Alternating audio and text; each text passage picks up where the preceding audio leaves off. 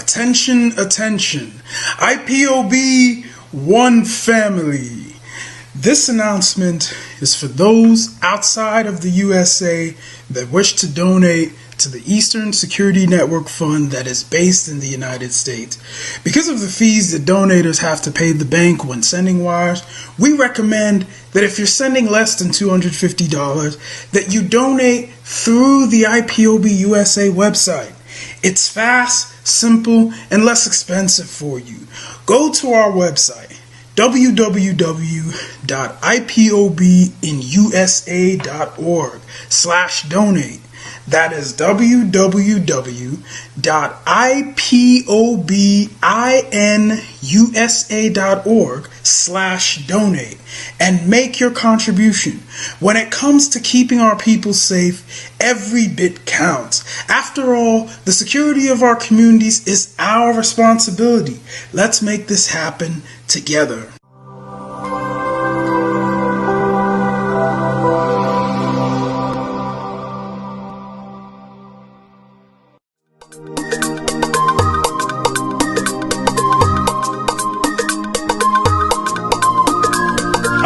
Yeah, Mr. Bella once again. Wisdom, feel it, come on. Yeah. Say Biafra will not last forever. They say happy up in no go stand. What did they know? What do they know? What do they see? What do they see? If you give me a gun, I will shoot them aside. If you give me a gun, give me a gun, I will shoot them aside. If you give me a gun, I will shoot them aside. If you give me a gun, give me a gun, I will shoot them aside. If you give me a gun, I will shoot them aside. No, no, no. Biafra will live forever. Oh yeah. Biafra will live forever. Oh yeah. Biafra will live forever. Oh yeah. Biafra will live forever. Oh yeah. Biafra will live forever.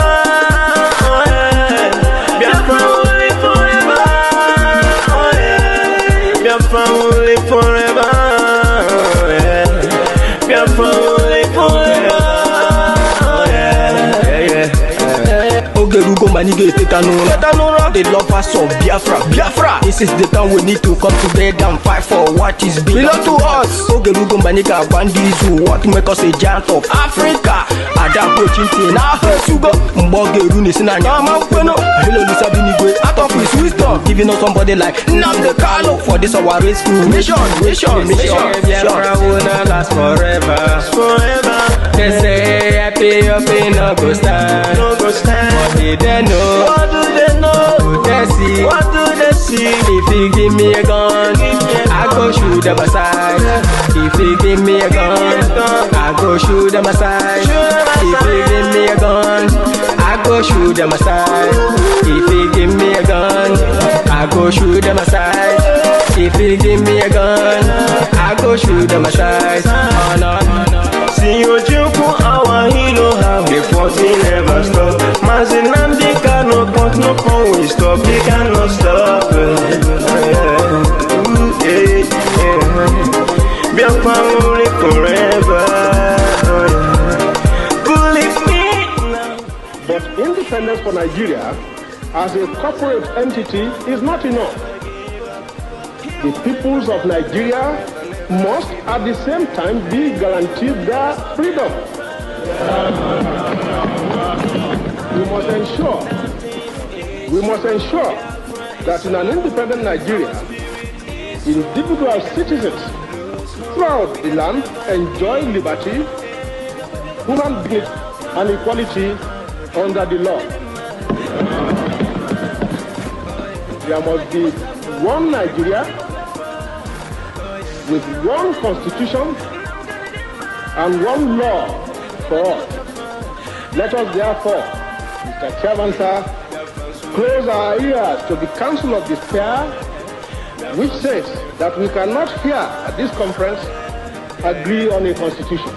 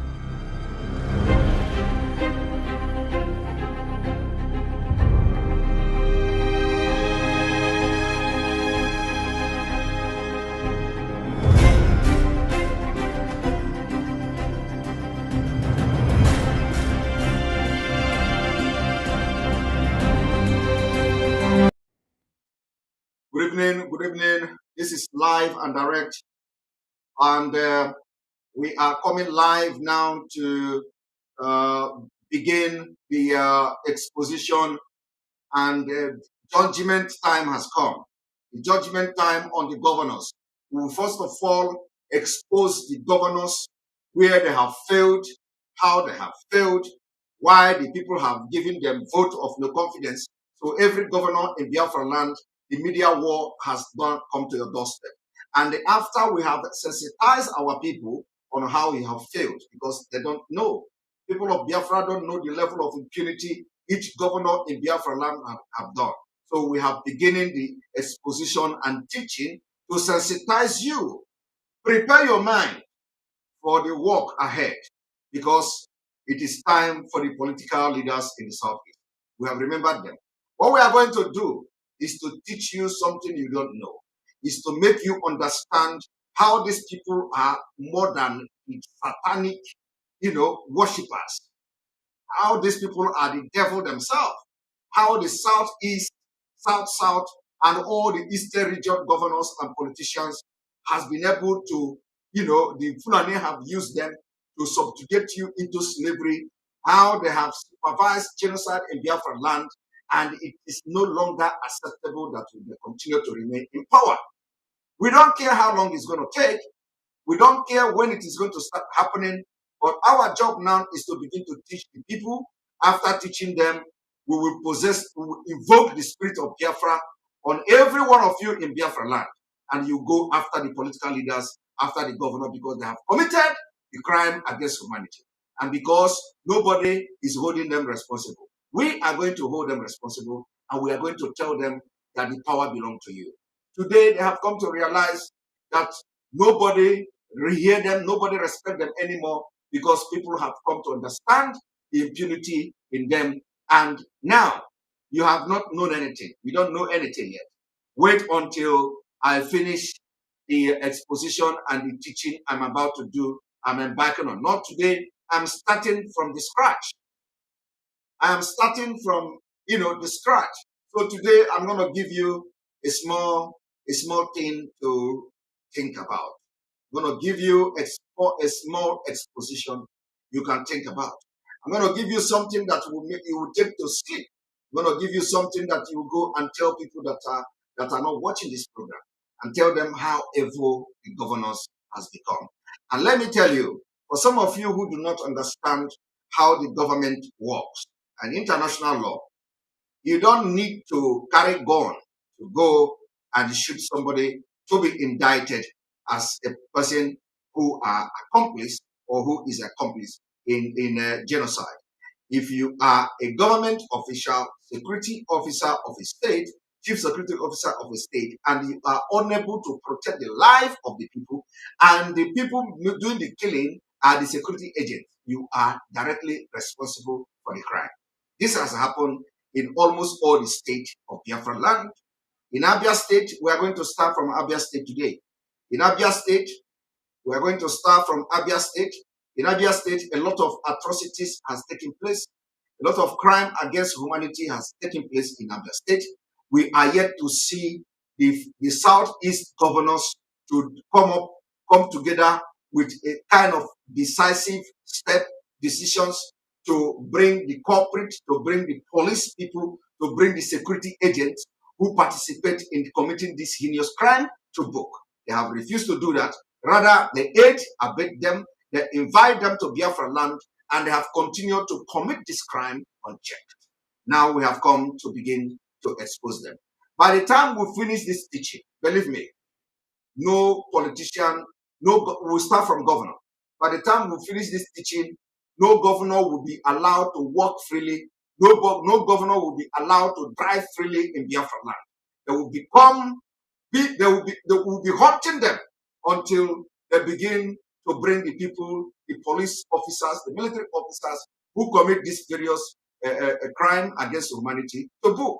And we want to see their resignation, because we have passed vote of no confidence on the 9th of August 2021.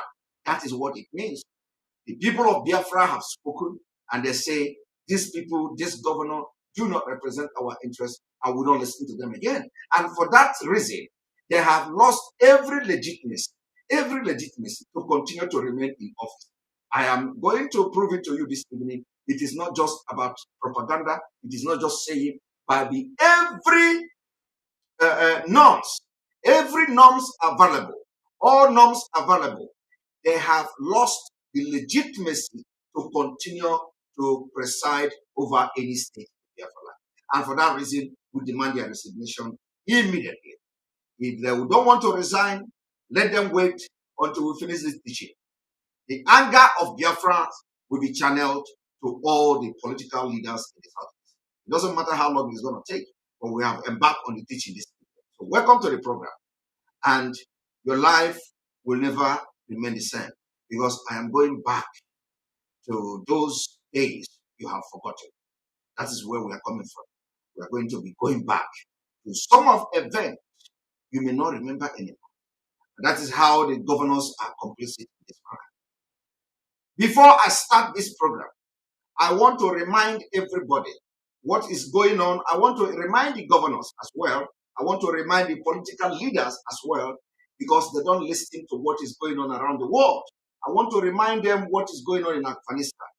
Afghanistan, Taliban has taken over the country of Afghanistan, completely taken over. America is coming to pull out all their consulate and everybody in America, in Afghanistan. They have sent troops. They are pulling them out of Afghanistan, and this is what is going to happen to Nigeria. In case the governors don't know what is coming to them. Do you know how many years it takes Taliban to take over Afghanistan? Do you people know? You don't know, because you don't read history. You know how many years it took Taliban to have come back today to take Afghanistan?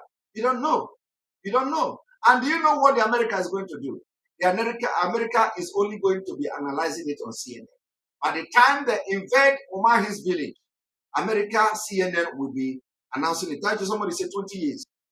So somebody said 20 years. By the time they invade Hope Uzodinma, CNN will be analyzing it. By the time they invade Obiano, CNN will be analyzing it. By the time they invade Okowa, CNN will be analyzing it. By the time they visit Ugwani, CNN will be analyzing it. And that is how, by the time they invade the white, CNN will be analyzing it. And the only thing the CNN will do is to come and sit and they have news to analyze. And they will be analyzing it. So before I start this evening, I want you to have a picture of what is to come to Nigeria if we do not hold the political people, political position holders, political leaders in Biafra land to ransom, and we are going to hold them. But we are not going to do it yet. I want to teach you first, so that any day you are holding them, any day you are hunting for them, you know what you are doing. Any day you are going to rise up and go to government house, to take over the government house in Biafra land, you will know why you are doing it. So I want you to hold on. Don't do it yet until you have been fed with the things you need to do. Now, I want you to watch what I'm about to do. One moment.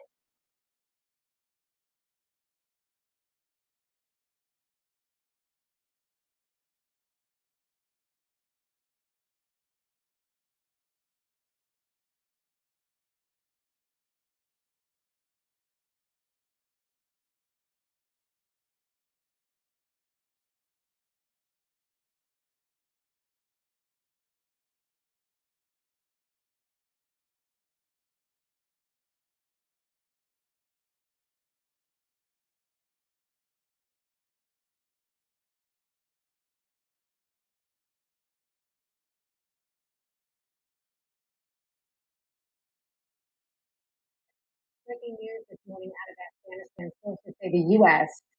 Is now completely pulling out all U.S. personnel from the U.S. Embassy in Kabul over the next 72 hours. That is different from what we heard on Thursday from the president, who said some personnel would be pulled out.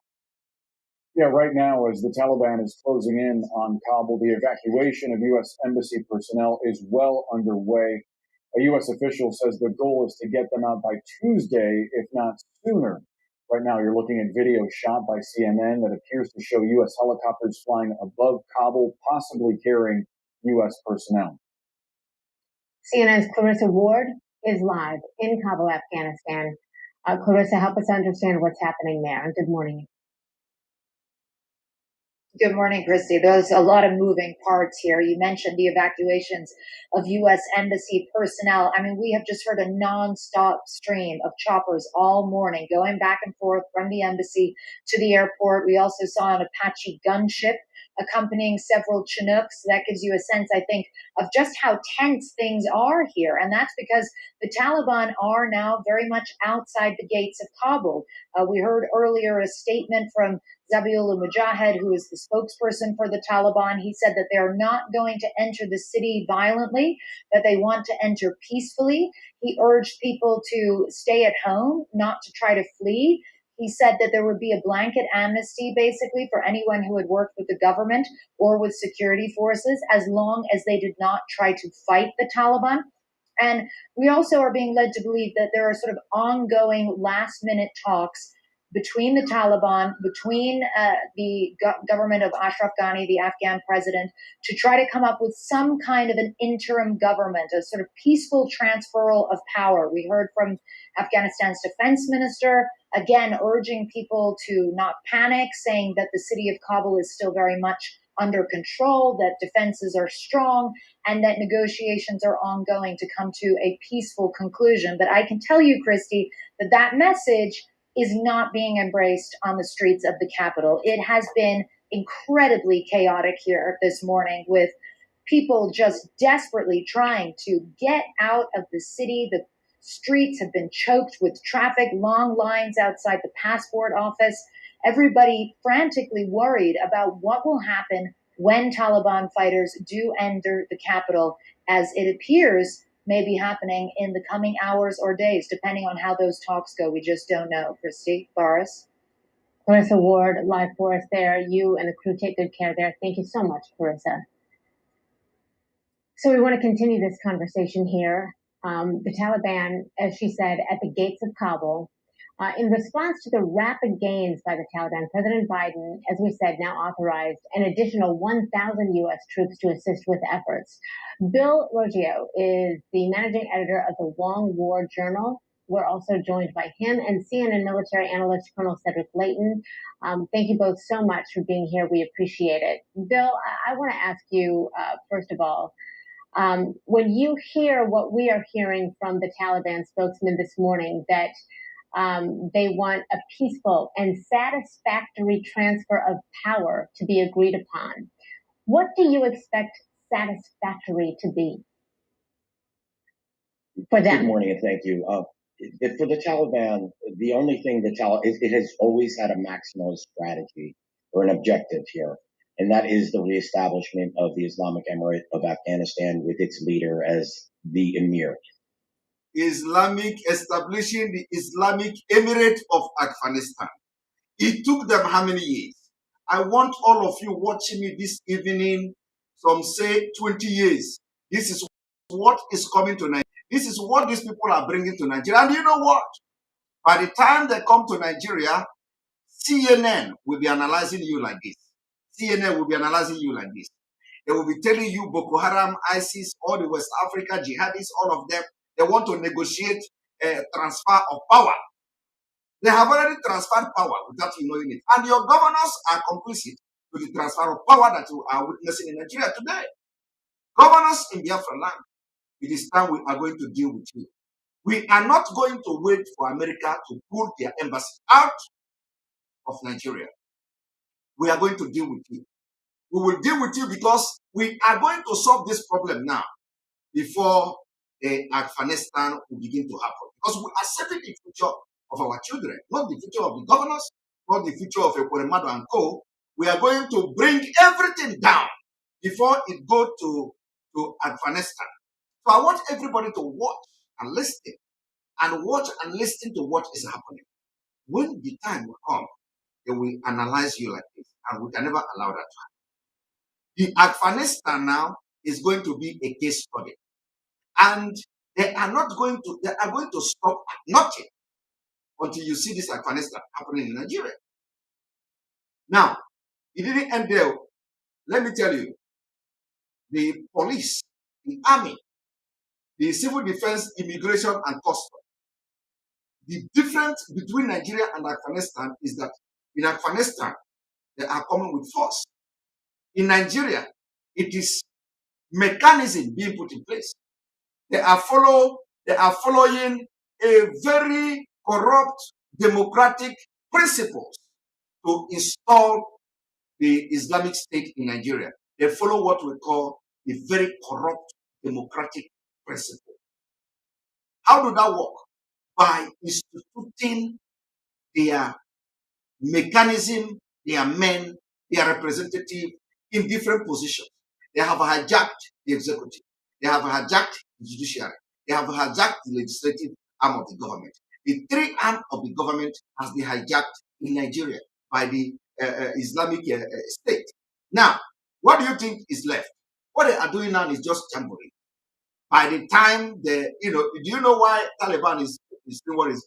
Because they have been able to gather enough arms. And American troops pulled out of Afghanistan. They have gathered enough arms and enough ammunition. And by the time the Fulani gather enough arms and enough ammunition to run an entire southern Nigeria, you are going to hear the win now.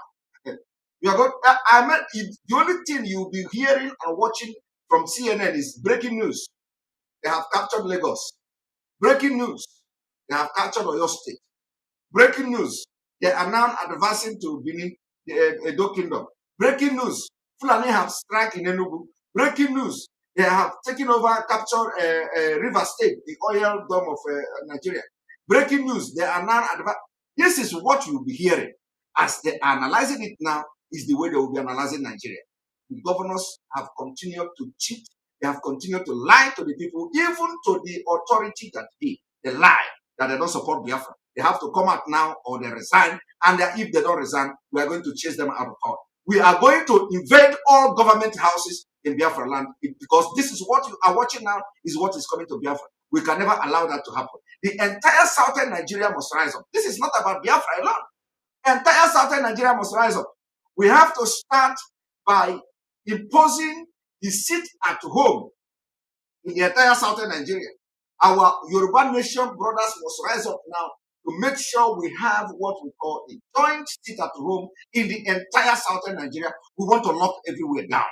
1 day, 2 days, after locking it down, we have spoken. Locking it down means we have passed a vote of no confidence. We want to trigger what we call the extraordinary process and measures to make sure Nigeria, the solutions start now. The delay is very dangerous. The more you delay, the more you are inviting Afghanistan to Nigeria. And it is going to be very, very dangerous. We know it. It is going to happen. Don't say we did not say it. It is going to happen. There has never been any time that is as dry as now. I want you all to listen.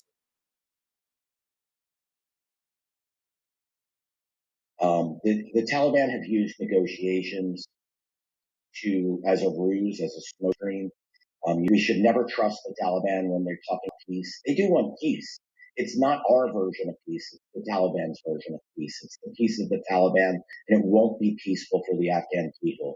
The Taliban absolutely would rather take Kabul, would rather the Afghan government surrender and take control of Kabul, but it will, make no mistake, it will take Kabul by force if the government refuses to surrender. There won't be power sharing, anything like that. Don't expect it from the Taliban. The people, our policymakers, our military commanders, intelligence officials, they've relied on this notion that the Taliban would compromise, that it would accommodate an Afghan government, but that was never going to happen. And so if the Afghan government really has two choices, surrender or flee the country. So, Colonel Layton, what is the national security concern for the U.S. right now when we see the expediency by which the Taliban has moved through that country? 25 of their provincial capitals are now in the hands of Taliban, and it's 25 out of just 34. Yeah, that's right, Christy. And I think the big national security implication here is how do we really organize our armed forces to deal with threats like Al-Qaeda, like ISIS, like the Taliban, when you are called on to go into a place like Afghanistan and conduct military operations.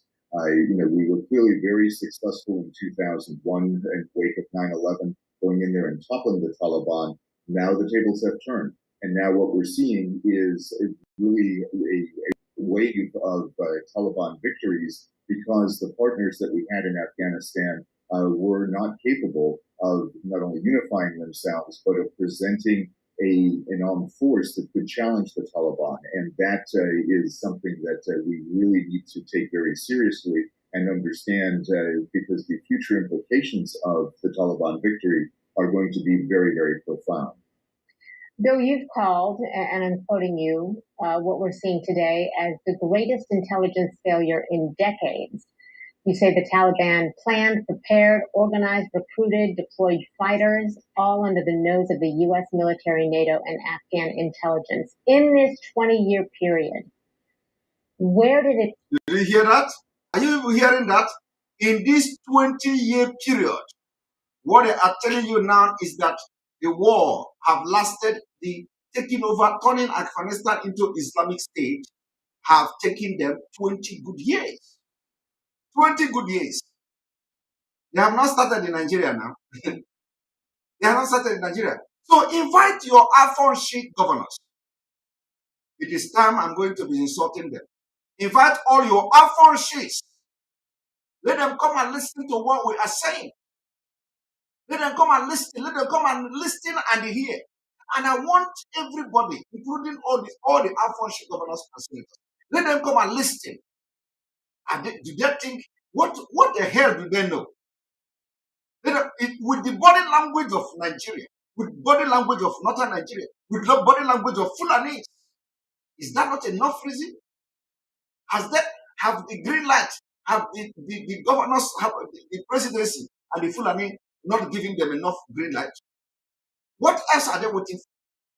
What else are they waiting for? To know that these people who, the thing you are watching now, you see from Afghanistan, is coming to Nigeria. They want it to start happening first. They want it to start. If we fail to stop the Anambra election, we must not fail. Everything must be deployed to stop it from Anambra. Anambra election cannot hold. Because if that election holds, you have renewed the agreement with the caliphate, you have renewed your agreement with the Fulani caliphate and the Islamic State. And they are coming. It must not hold. For those who are telling you that if the election didn't hold, you are giving the presidency the right to declare, is a lie. You are giving the president this to do that, is a lie. That will be the beginning of Biafra. If you want Biafra, do you want Biafra? All of you watching me now and those who will watch me later. Do you want Biafra? Do you really want Biafra? If you really want Biafra, the opportunity is in the next 6 months. Do you know what I say? You know, people don't know. Sometimes when we talk, the spirit is talking. I told you. I told America, I told the UN. If you do not conduct referendum in Nigeria within the next 6 months, the situation will be very catastrophic. Do you want Biafra? Do you want Biafra? If you want Biafra, every road leading to Anambra must be locked. If the military come, let us fight war. Let us fight war. If you have gun, AK-47, bring it out.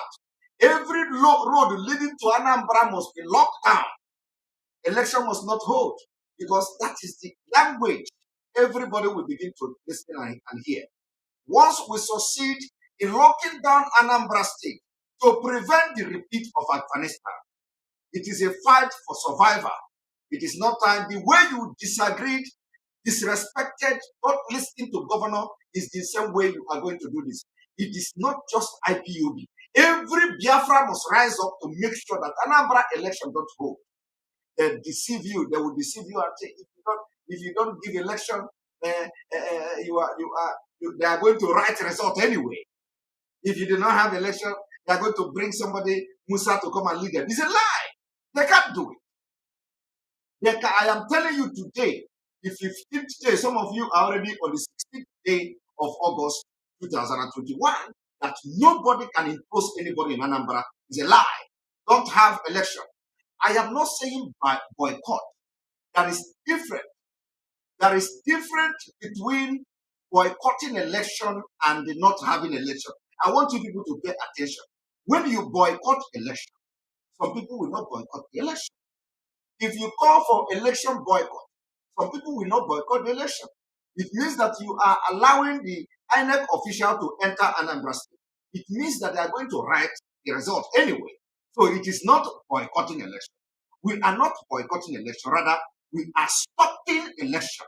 We are preventing election from happening. We are preventing INEC official from gaining access to Anambra State. Are you people hearing me? Nobody, anybody that's INEC official in your family now, tell them to resign. Tell all the INEC officials to resign in Anambra State. All of them. We are ready to pay them, to pay their 5,000 they are paying to them. We are ready. In fact, give me the names of compile the names of all INEC officials in Anambra. We can debate it. We can debate it. And we will present it to the IPOB leadership and debate it there. If it is amounting to pay their salary, which we are not supposed to do, but if you are amounting to debate whether we are going to pay the 5,000 they are paying them, we are ready. One person can pay to them. One person in IPOB will pay their salary. And it is only one day. So that 5,000 they are paying them, it can never solve their problem. It can never make them eat food. It can never make them eat food brought, because we know that the youth corpus they are using to do. And let me tell you, if they succeed in conducting election in Anambra State, my brother, the next trial will be in 2023. Advise your relative who are now trying to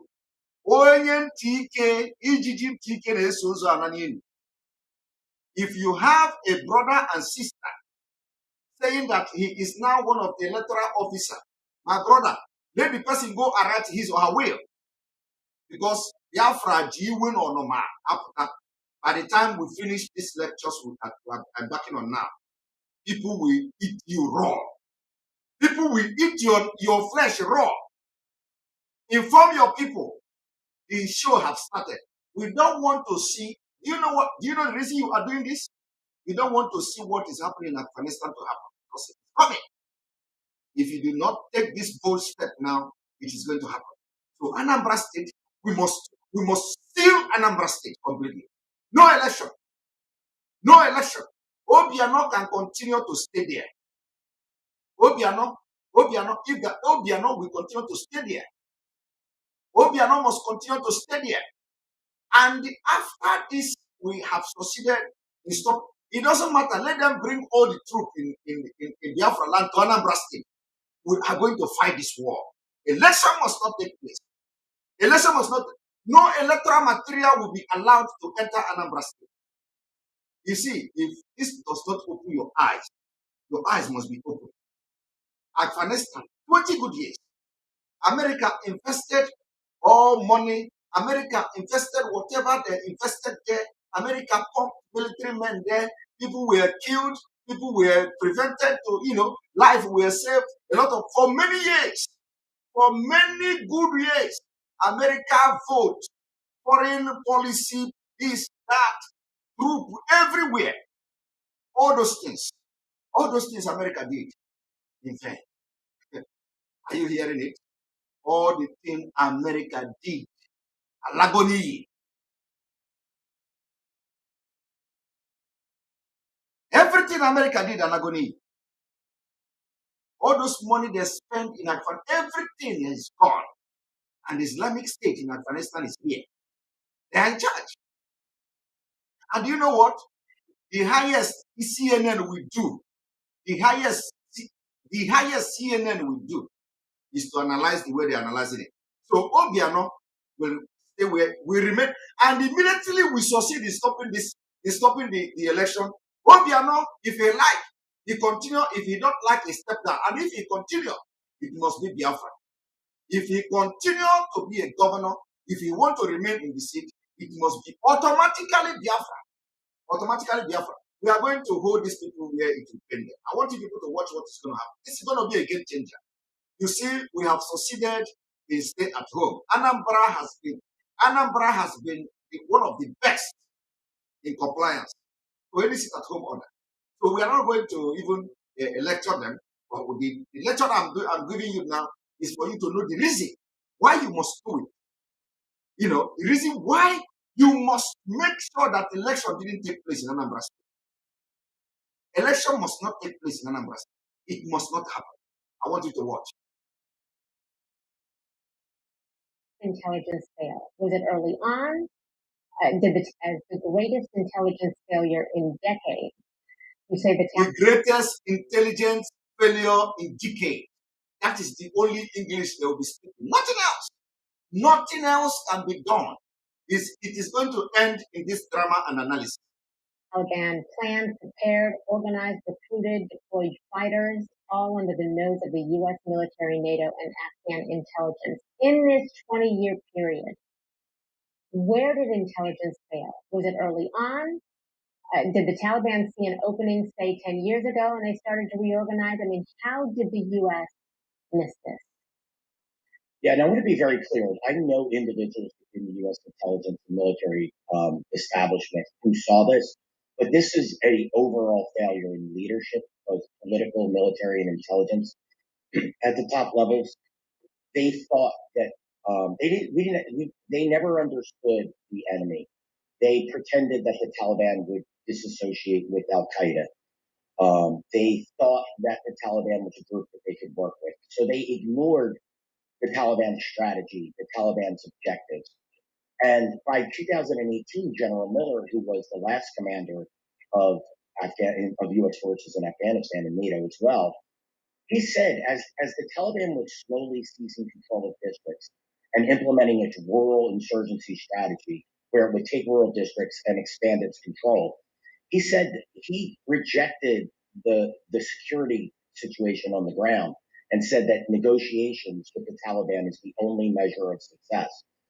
The U.S. military leaders, intelligence leaders checked out on the Taliban.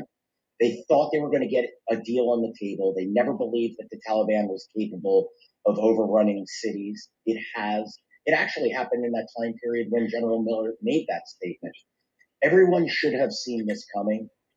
If I was able to see this coming, I don't understand how the U.S. military and intelligence establishment, which has billions upon billions of dollars at its disposal, was not able to see this. This really is the greatest failure since 10. And Colonel, what does that say about the lack of intelligence now that the U.S. will have in that country, and how that affects the national security, not just of the U.S., but of countries around it? Yeah, Christy, this failure to understand that Bill so correctly points out is really at the heart of the matter. And when you look at the technical aspect, I'll call it, of intelligence collection, the fact that we do not have really adequate collection resources covering Afghanistan makes the forces that are currently in Kabul trying to protect U.S. embassy personnel and potentially Afghan civilians, it makes them blind. And when you're blind and you're deaf and you can't tell what's going on, you're at an incredible disadvantage, both tactically and strategically. And that's the kind of thing that we're dealing with right now. In the future, this is going to be a huge issue because the Taliban can do many things even when we're watching them. They can really do a lot of stuff when we're not there watching them, at least not watching them in the way that we need to watch them, with assets on the ground in an area that can actually collect information and analyze that information. It's a failure of collection, it's a failure of analysis, and it's a failure of putting all of this together and making meaningful intelligence available to our policymakers and leaders. Colonel Cedric Layton. Thank you very much. Thank you very much. Let me tell you. You don't know. Let me tell you. You have just watched it. Now, let me show you just a brief of the cost of life and money in Afghanistan for these 20 years. I want to show you one moment. Because people don't, you see, Nigeria, you are eating egusi and Fulani Nama, all these governors, you have cook everywhere, go to kitchen every time, food is here, food is here. You eat your brain off. All the politicians, from a Kuremad, all of them. Let me tell you, I am going to be very hard. I will be using very, very tough language from today as I'm addressing this issue, because that is the way my spirit is now. I'm boiling. I am boiling. I am boiling because what I'm about to do after this video I'm showing you will shock you, because I want to take you back in memory lane for you to understand how the governors are complicit in your ordeal in Nigeria. I want you to watch this. So listen to what I'm about to do.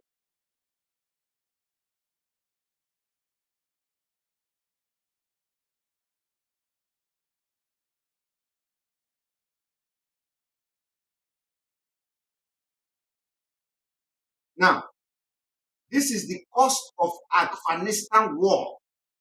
The cost of Afghanistan war.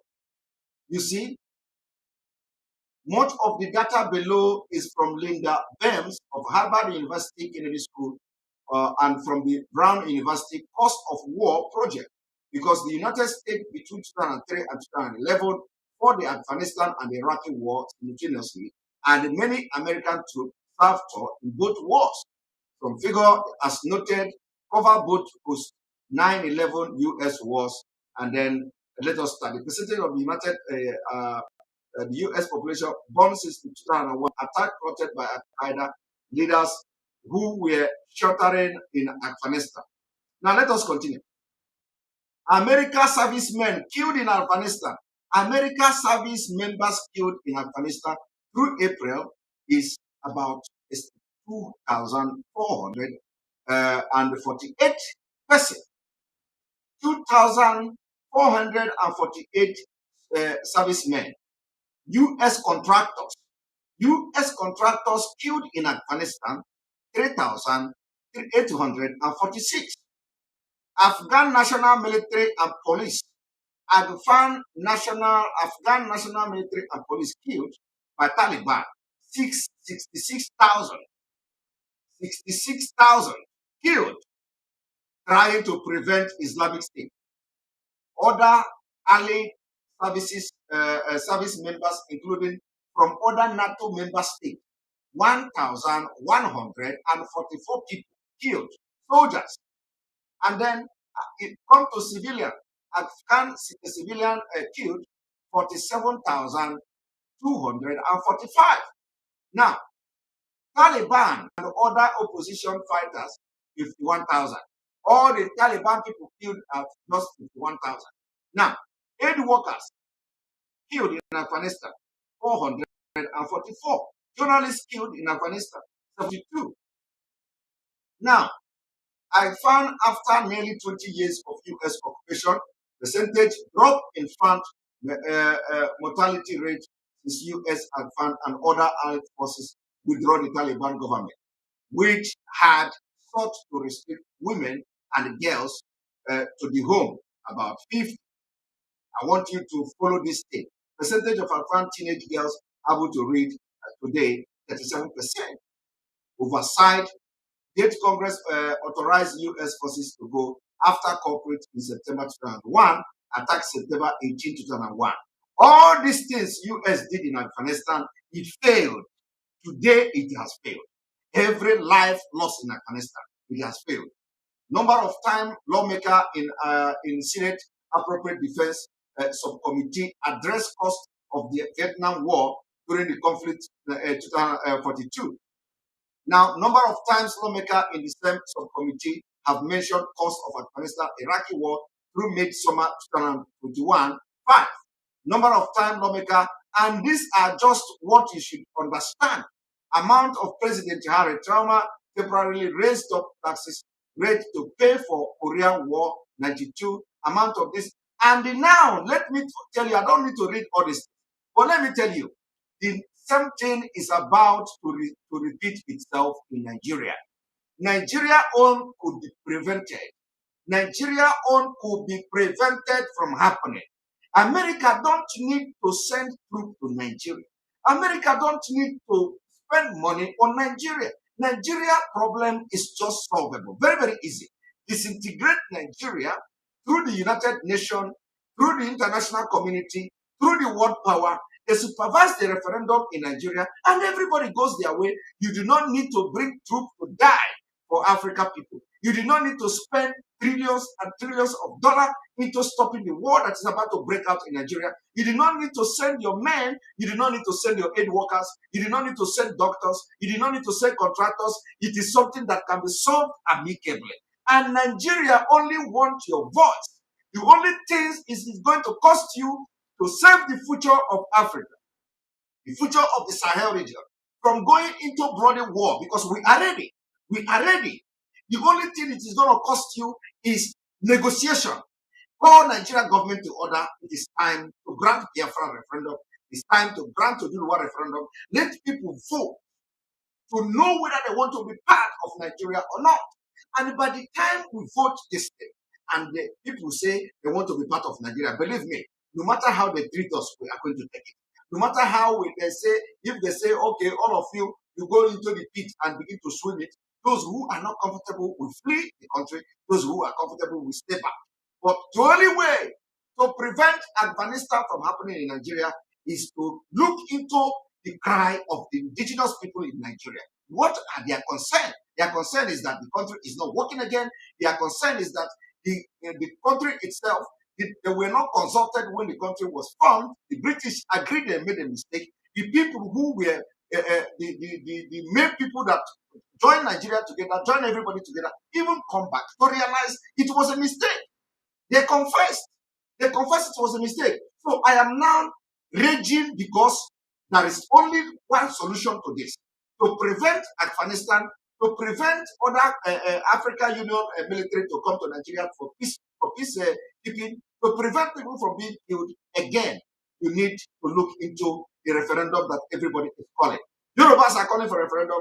The Biafrans are calling for referendum. Even if Niger Delta say they want to go on their own, we are ready to allow everybody who want to go. We have had enough. But the point is that those Biafrans, those who belong to Biafra, we are going to ask them to vote whether they are coming with us or they are not coming with us. And if they say they are not coming with us, goodbye to them. So the only way to solve this problem is by referendum. Otherwise, let me tell you, your governors cannot see this coming. They don't see it because they are in the office. They are governors. They have power. You know, power is like intoxicated. You know, power intoxicates a lot of people.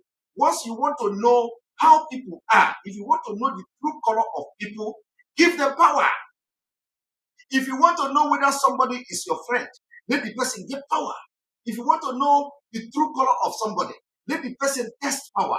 You are going to know the true color. And we have seen the true color of the governors of the South. They are not human. So they are power drunk and they don't want to give up the power. They have ambition. Their ambition is more than the life of their people. And we have come to say enough is enough. After the teaching I'm going to do, I'm going to embark from today. We want everybody to get ready.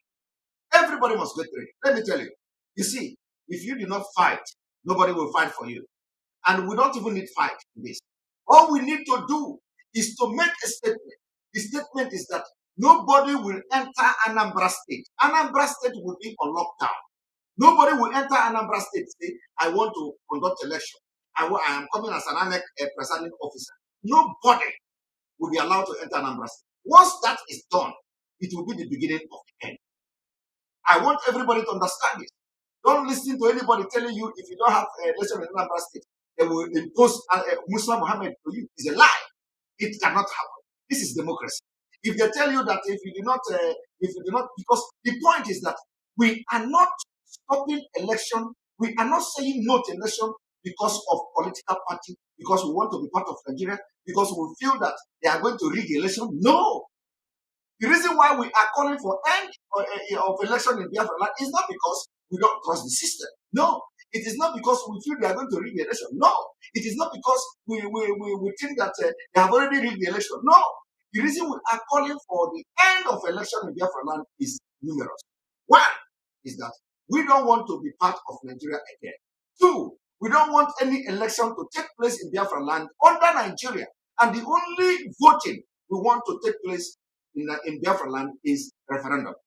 Number three, the reason why we want that no election in Biafra land again is that all these elections that have conducted all these years, Biafra land look like pig farm, very dirty.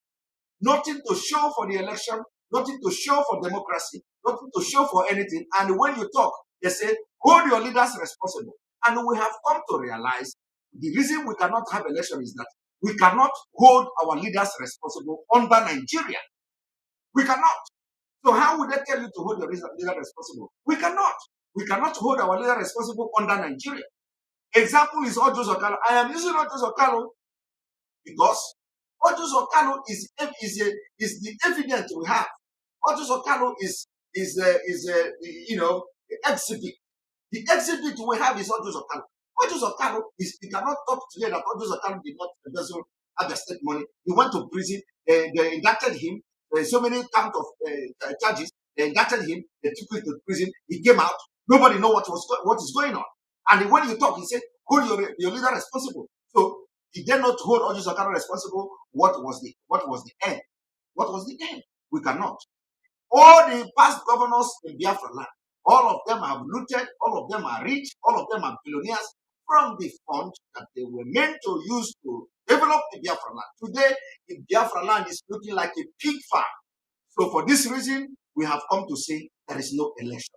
Another reason why we are saying there is no election is that the governors have refused to hold responsible the security personnel, the security agency that use their office, use their power to commit extrajudicial killing, mass murder, genocide against our people. And till today, nobody has been able to do anything about it.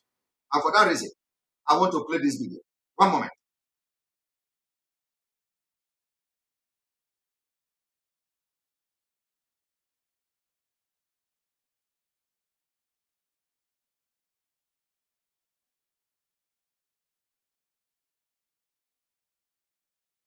I said, I am beginning to bring your memory back. I want you to pay attention to this.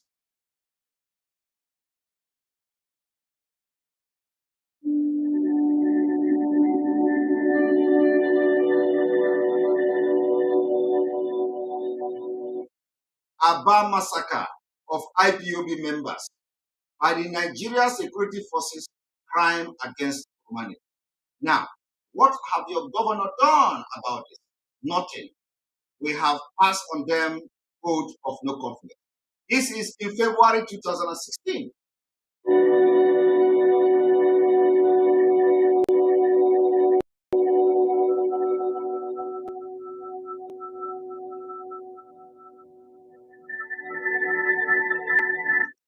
They killed IPOB members. Their body were dumped along Aba Port Harcourt Expressway, 10 minutes away from 144 Artillery Brigade Asa, Abia State. These men weren't dead when the police took them away. Today, they are dumped there. I want you to take note of this. The governors are complicit. The governor of, this is not about OKC Pasu. It is the entire governor of the Southeast, because they have what you call the Governors Forum. And the Governors Forum, every governor from the 5 states of the Southeast are member of the Governors Forum. And if anything happens in one state, it is assumed that the governors will come together because it is the issue that concerns the region.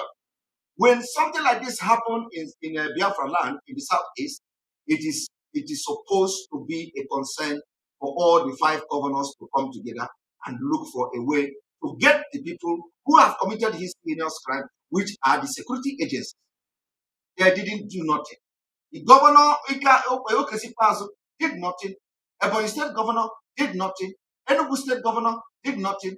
Rojas Okorocha, who was the governor then, did nothing. All of them are complicit to this crime.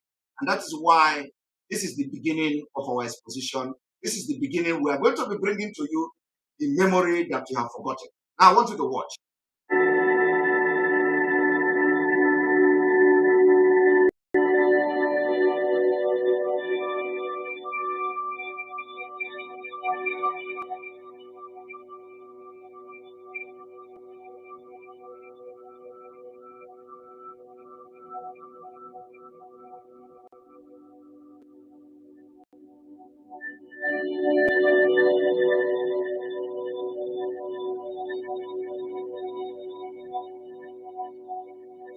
You are looking at your fellow brothers and sisters, the members of the indigenous people of Biafra IPOB. People have died for the struggle for Biafra. This was in 2016. People have paid ultimate price. Do you see why a lot of people don't know what has possessed them? Do you see? A lot of people don't know what has possessed them. Apart from the millions of people that died for Biafra war, you don't know the spirit of Biafra. It has entered autopilot. When you look at this, this is the autopilot of the Biafra struggle. You don't know the spirit of Biafra has possessed millions of Biafrans all over the world. And whenever we hit the jackpot, whenever we hit the point, everybody will begin to feel the spirit.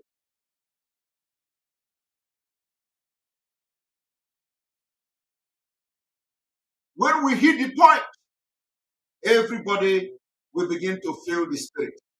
You see the reason why a lot of people were heartbroken when the order to call off the sit at home was given, to suspend it. A lot of people were heartbroken. They don't even know what is wrong with them. They don't know why. This is the first time the entire Biafra is raging for the order that was given to suspend the sit at home. And we are going to respect that order. But let me tell you, it is in autopilot. It has become autopilot. In as much as we call everybody to respect the order, which is final. We must respect the DOS. We must know and understand that the DOS are doing their best. They are in a very tight corner. We must respect them. This is a very critical time in the struggle for Biafra. But they can't control everybody. There are people who have sworn within their life, their self, their family, that they are not going out anywhere tomorrow. That are going to observe the sit at home. You can't do anything. It is the spirit of Biafra that's possessed them. And we can't despise them if that happens. We cannot say they are disobeying order if that happens. We cannot, we cannot chase them away. We cannot distance ourselves. We cannot bar them from the activity of Biafra, because the spirit that enters them is directly from Mazi Nnamdi Kanu. The spirit of Mazi Nnamdi Kanu have entered everybody. And the earlier you realize this, the better for you. So you don't also end up doing a mistake. The earlier you realize that even the people that are close to you will disobey you, don't take offense. The people that used to respect you may disobey you. Don't take offense. Something is happening in the spiritual world. Something is going on in the spirit. And let me tell you, you need to be in the spirit to understand what I'm talking about. This is not the time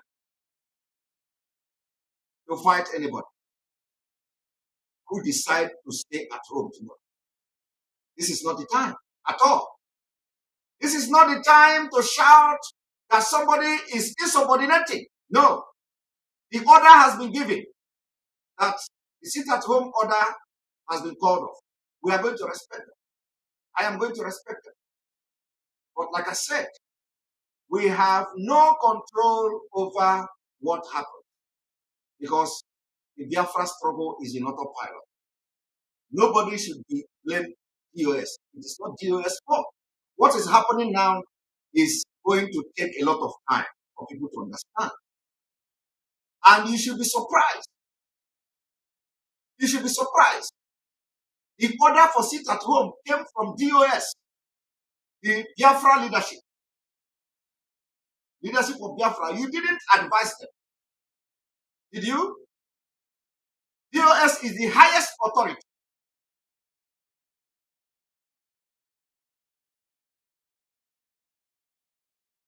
didn't advise them to give that order. And when that order was being given, DOS, the leadership of Biafra, did not consult you. They didn't consult you. The order came. And what did we do? We have to support the order. When people came against it, we have to explain to them the reason they must not come against it. But you know what? It was a divine. It was a divine order. It was a divine order. Very divine order. Because when the leadership of Biafra was giving that order, they didn't know. They didn't know how Biafrans will take that order. It was like something very impossible. But let me tell you, it was spiritual. It was spiritual. It was not ordinary. It was a very big, very, very big step.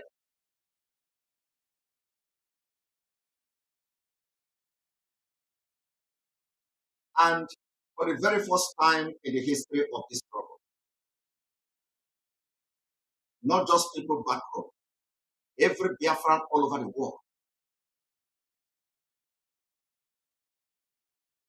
were outraged by the sudden call-off of the sit at home by our leader. And we are going to obey it. We are going to obey it. Looking forward that the Spirit will also lead the leadership of the Biafra movement to come up with something very urgent. Because October is far. October is far.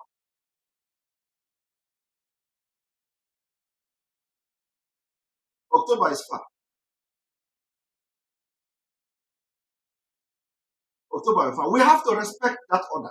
And I am appealing to everybody to respect it. You don't need to, it is ordered, but like I said, the Biafra has entered autopilot. A lot of people are being possessed by the spirit of Mazi Nnamdi Kanu, and they don't know it.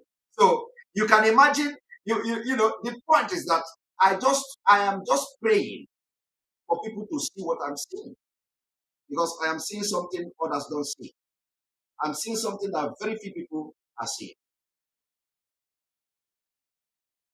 That is why I say the spirit of Biafra, the spirit of Mazi Nnamdi Kanu has possessed a lot, not just millions. That even this tomorrow, we have caught the order to sit at home is off. But let me tell you, people will not come out. And what I'm saying now is that don't blame them. Don't blame them. They are under the control of the Biafra spirit. And it's for a purpose. We must not chase this spirit away. This is the spirit of freedom. This is the spirit of victory. We must not chase it away. Because the consequences of chasing the spirit away will be overwhelming. We may do right decision, we may do wrong decision. It doesn't matter. But identify when this extraordinary spirit has entered you. Identify when the movement has entered autopilot. And pray for wisdom. For God, wisdom. For Chukwu Okike Abiama, wisdom. To be able to make everybody fit in. Because it is going to be very disastrous. People don't know what I hope that the people that matters are listening to this. It is going to be very, very disastrous. Remember what I said. It is not a prophecy. It is a message, direct message from God. I said the struggle has entered autopilot, which is a very dangerous phase. That we may have no control over what happened. When I said this thing, there were no order. Nobody knew that order was coming. Nobody knew that anything was going to happen. Nobody knew that people are going to say, we want to stay at home. Nobody is going to know that the order will come and they will cancel it. Nobody, but you see, it is this dangerous phase I'm talking about. So we are now praying for God to give the leadership the wisdom, The wisdom that they will use to make sure that no matter how strange people feel in this situation, no matter how powerful the spirit is controlling them, no matter how let not despise nobody. Let not condemn nobody. Let not come to physical fault. Let not accuse anybody of insubordination, of this, of that. No, it is not the time for that. If we do that, it is going to cost us something. It is going to cost us a lot of things. We must not go to that extent of, anybody that stay home tomorrow, we are going to label him. We are going to, because they are not in control of what they are doing. They are not in control. I am telling you that if all of you watching me today now, all of you watching me here now, if they ask you now, you say you want to stay home. But you don't know what is controlling you. So we must identify when the spirit of freedom and the spirit of victory has entered our people. What we have to do is to harness the spirit. Harness. Now I want to show you something. Continue to watch.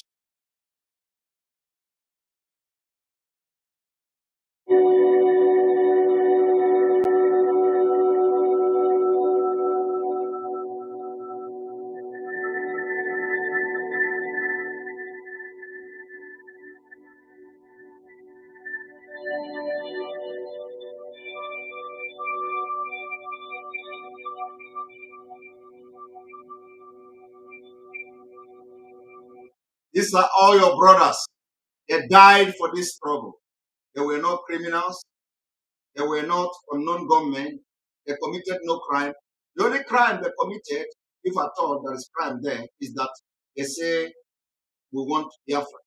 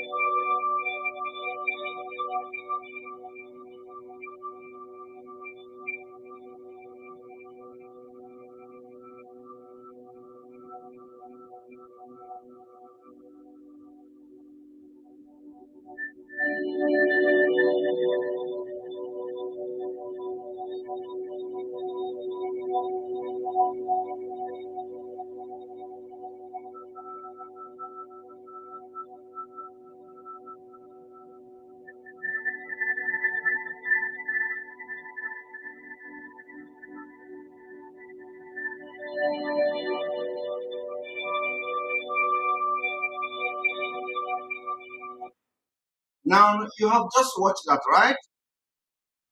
You have just seen that. That was real. What you watch now is not from the movie. This is for today. I said I'm going to come 1 week. 1 week. Now, let me tell you. Do you see why the governors are no longer be allowed to continue to rule over the people in Biafra land? Because as I speak to you, the evidence is there. The people who committed this crime are the Nigerian army from the 144 artillery, whatever, in Abia State. The Southeast governor are yet to do anything about it. Since 2016, the turn blind eye, it is a forgotten issue. We did not forget. We did not forget. And we will not forget. So we have come. We have come to tell them that it is over. It is over.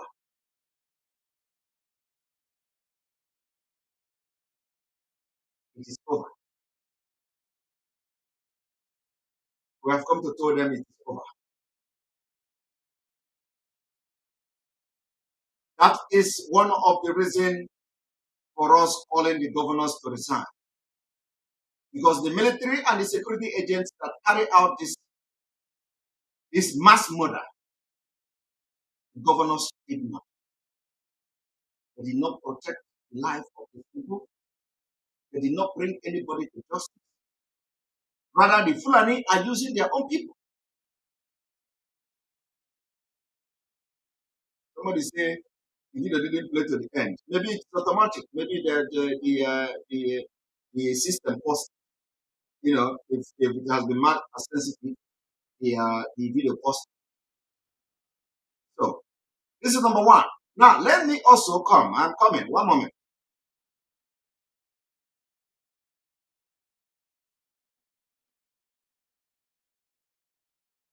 I want you to have at the back of your mind what is going on in Afghanistan. Remember, the first video we played is the CNN analyzing Afghanistan.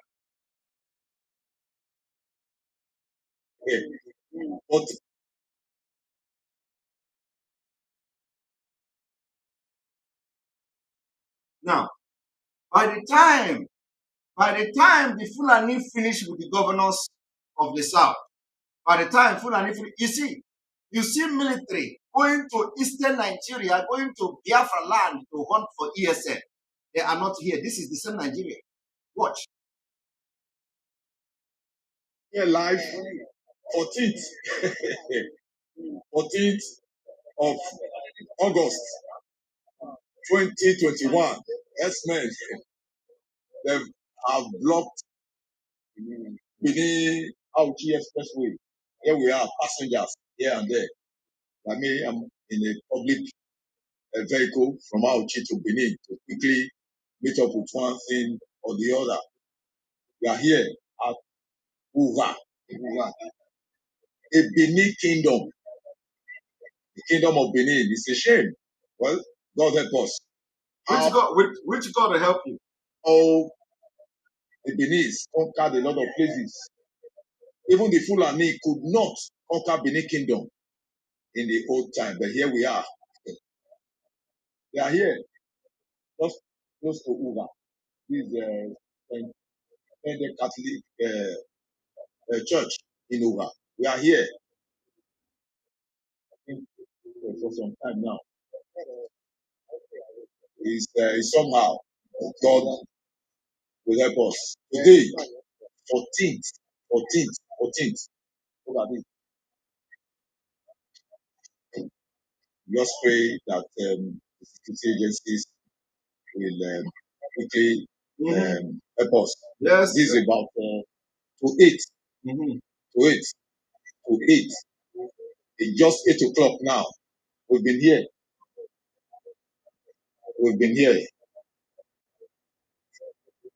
Fulani herdsmen. Look at. For Benin, we are in Uga.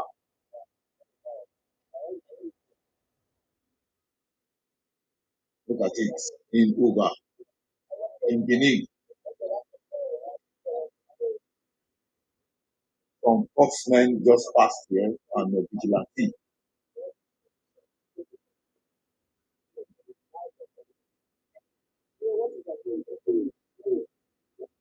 So by the time they are ready, by the time they will be ready for you, like they are doing in Afghanistan now, you will not even have the opportunity to stay like this and video. What they are doing now is ordinary kidnapping now. They are coming. You see, when they say nothing, Afghanistan is 20 good years. 20 good years. And you know what? When they finish in Afghanistan, they were going to send some men down to Nigeria is a big target. Nigeria is a big target. You don't know? You don't know that Nigeria is a big target? They are pumping money. They are sending all of them from Central African Republic, from everywhere to Nigeria. It's a big target. Nigeria is a big hit for the Islamic State. So stay there. If you do not rise up against the governors now, these people will sell you out. They will run abroad. And then all of you will be killed. Just like the Taliban are advancing now in Kabul, the president is running. Everybody on the run. The president of Afghanistan on the run. The America embassy Afghanistan on the run. Whether they have British there or if everybody is on the run. Nobody can stay there because they have come to install Islamic State. It took them 20 good years. 55,000 of their people of the Taliban killed. Did not stop them. 20 good years. Today they have reorganized, re-strategized, well armed, and they have men recruited and trained them, and have taken over Afghanistan. And you don't know how big Afghanistan is, do you? You don't know. You know that in the mountain, in Afghanistan, in the mountain, hey, you know, people don't go and check map and see how big Afghanistan is. Now, one moment.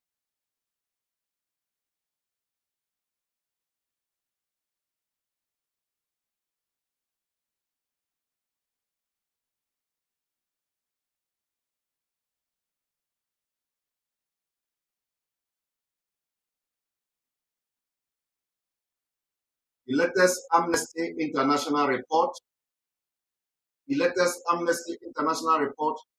and the Southeast governors, Southern governors, or Eastern governors, they have done nothing about this. Nigeria, at least 115 people killed by security forces in 4 months in country Southeast. What have your governors done? What have your governors done? What have they done to investigate, set up panel of inquiry to know the Amnesty International report? Have you heard anywhere in the news that the Southeast governors reacted to the report of Amnesty International about the killing of unarmed IPOB members, unarmed Biafrans? Have you heard it? You cannot. You cannot hear. If you hear, just tell me. Did you hear anywhere where the governors have come as a governor of the region, the governors forum of the region, come to say we give press statement on the report? And of course, which is the report is fine. It is not like a lie. But did you hear the governors coming to make any move to hold Abba Kaire? Because he was the one who orchestrated this killing. Abba Kaire and other criminal Fulani, he had these policemen and military. Did you hear anywhere where the governor have come to say we are doing everything to hold them accountable and they must face the law for extrajudicial mass murder and genocide against our people? You did not see that. So the governors, their time is up. We cannot trust them anymore. They have shown that they are going to do everything to kill our people to continue to be in power. So we are giving them vote of no confidence to resign, or we will resign them. It doesn't matter how long it's going to take us. But by the time we finish this teaching, the Biafra spirit will possess our young men, our young women, and we are going to resign the governors by force. We are going to take over the government house. We are going to resign them by force. And it is going to start from Anambra State.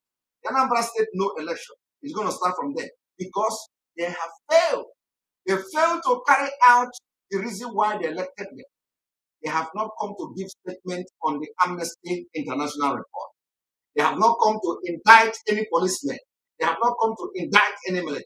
They have not come together to give a voice, to give the people hope. They have not done it. And they are not going to do it. That's number one. I'm not going to go into detail reading all the reports from the Amnesty International.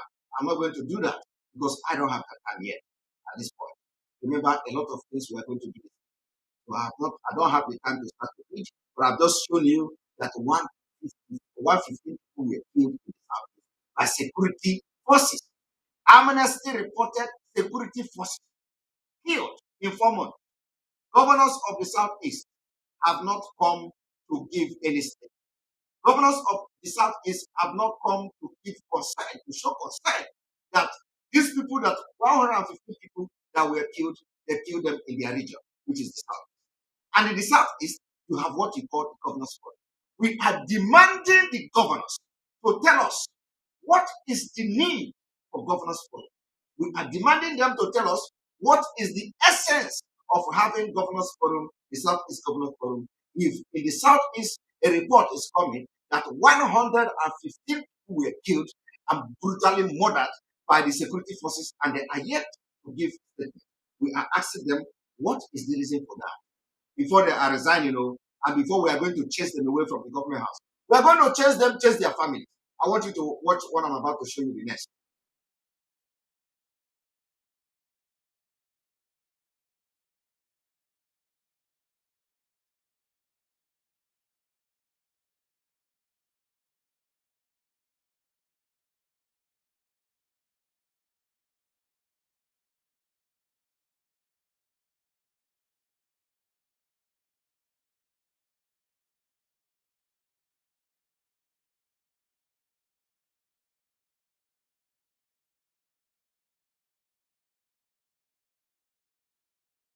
Now, you are looking at this. Abba Kaere, other police officers behind secret killing of 80 Southeasterners falsely labeled as IPOB members. Report. Now, I want you to tell me, I don't need to go into details to show you or read whatever the report say, but look at it. Look at the picture here. You see the smoke. You see the smoke of Abba Kaere. You see the men, their own is camera. They are very good in camera. Every time they go, they are taking pictures. They are using their phone to take pictures. I don't know whether people who are under threat, who are under attack, will have will have the guts to start taking pictures. Look at this one taking picture and carrying AK-47. Now, one thing I have to tell you, or is he a cameraman? Nobody knows. I think maybe a cameraman. So let me tell you. I want to ask you, have you read anywhere that the governor of the Southeast, I am calling them South, remember now I am addressing them as governor of Southeast, because Southeast is a region in Nigeria. At least recognized by Nigeria Constitution, is a region. And I am asking you today, have you come across any report where the Southeast governors forum, I am not saying in the state where the people were killed.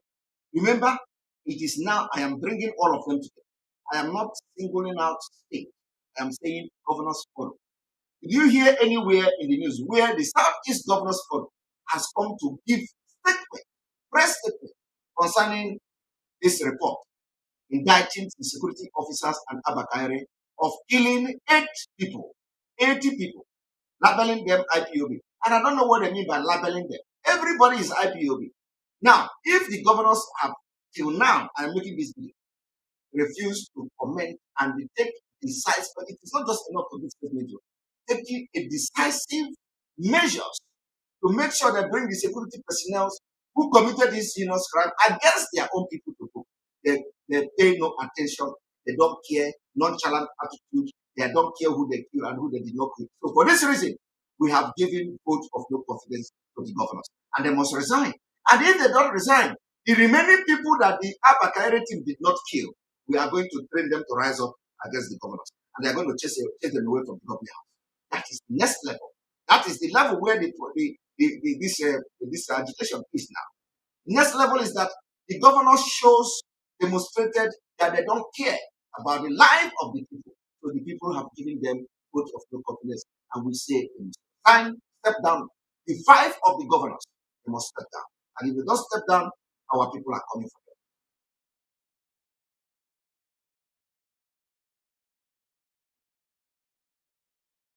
Now you may have also read this news. You may have also read the news which says, so that soldiers watch as invaders killed my people, said no order to stop attack. Nigeria monarch. This was unjust. In Plateau State, the monarch confessed that soldiers did not attack and prevent the Fulani killers from killing his people because the soldiers told the monarch that they did not get order to kill the attackers. But in Biafra land, governors are giving order. We have watched Hope Uzodinma coming publicly to say, I ordered the bombardment. I ordered the military to come to Imo State to kill. So, for this reason, the Southeast governors did not rise up against Hope Uzodinma to condemn his action. They aligned with him. Their silence means that they accepted his position, bringing aircraft to bombard Biafra land after the war. We are giving the entire governors. I am giving you a reason. It is step by step. And this reason I'm going to be giving you every day until I'm satisfied with this exposition. So I'm giving you the reason now we are giving them vote of no confidence. And we say they must step down, otherwise we are going to step them down by ourselves. And it is going to happen very soon. Immediately after this teaching, it's going to take 1 week or 2 weeks. The people will be possessed by a very dangerous spirit of Biafra, but in a very positive way. And they're going to come against the governors, and we see it happening. It is going to happen very soon. And the Biafra will come. The beginning of Biafra is here. Everything that is going to happen now is going to autopilot. Don't blame anybody. Don't blame anybody. Try to make sure that God give you the wisdom to manage how the people will be behaving from now on. That is what we are asking for. The leadership of Biafra must begin to learn and pray to God to give them the wisdom to manage. To manage. I say manage. To manage the people. Because it is going to be very, oh my God. You don't know what is coming. What is going to happen, I have seen all of them. I may not see everything, but believe me, I am not ordinary. When I'm talking, I know what I'm saying. So what is going to happen? You need to be in the spirit to be able to understand so that you will not make mistakes. So I will be able to ask God to give you the wisdom to control the people. What they are going to be doing from now on. It is very, very important. It is very, very important. That's why I'm making this exposition. Don't keep offense. Don't accuse anybody. Don't abuse anybody. They are not doing it themselves. If anybody disobey you, don't get angry. The person is not doing it by himself. The person is not doing it by himself. And whether the spirit controlling that person is a bad spirit, no, not a bad spirit. Anybody that disobey you, don't take offense. The struggle has entered a different phase. It's phase by phase. We are no longer in control, but let God give us the wisdom to manage the people. Very, very important. Very, very important. I am begging. It is very, very important. Let God give us the wisdom to manage the people. Let me not go too deep. I don't want to go too deep into this. But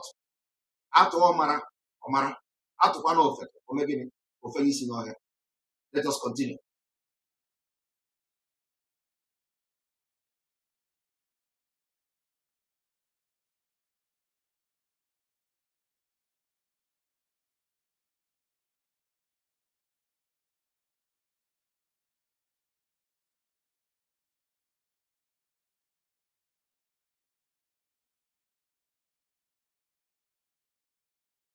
Now, another reason we are giving vote of no confidence on the governors of the Southeast, and we are asking for their immediate resignation, and we are asking them to resign, otherwise we are going to resign them. Now, the killing of IPOB in Enugu State, let me tell you opinion of people. This is opinion. The killing of IPOB members in Enugu, this is an opinion. What is the opinion of this person? The opinion says, sir, my heart grieves with sadness as my attention is drawn to the recent incessant clash between members of indigenous people of Biafra. It was not a clash in Enugu. The security agents, which have again led to the death of many citizens in Enugu, it was not a clash in Enugu State a few days ago. Despite the fact that IPOB is a proscribed organization, and in spite of my long-established Pan-Nigeria credentials, I condemn in very strongest terms any extrajudicial killing of any IPOB member, any Igbo man or woman, and indeed any Nigeria without due process. I am pained by these killings, to say the least.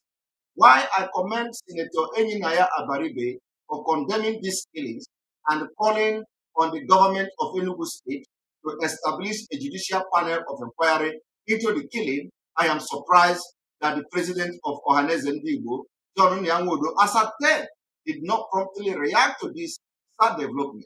If anything, by this statement issued by his media spokesperson, Emeka Atama Wodo, is waiting for the outcome of an emergency Security Council meeting called by the governor of Enugu State, Ifeanyi Ugwuanyi, slotted for the first week of September.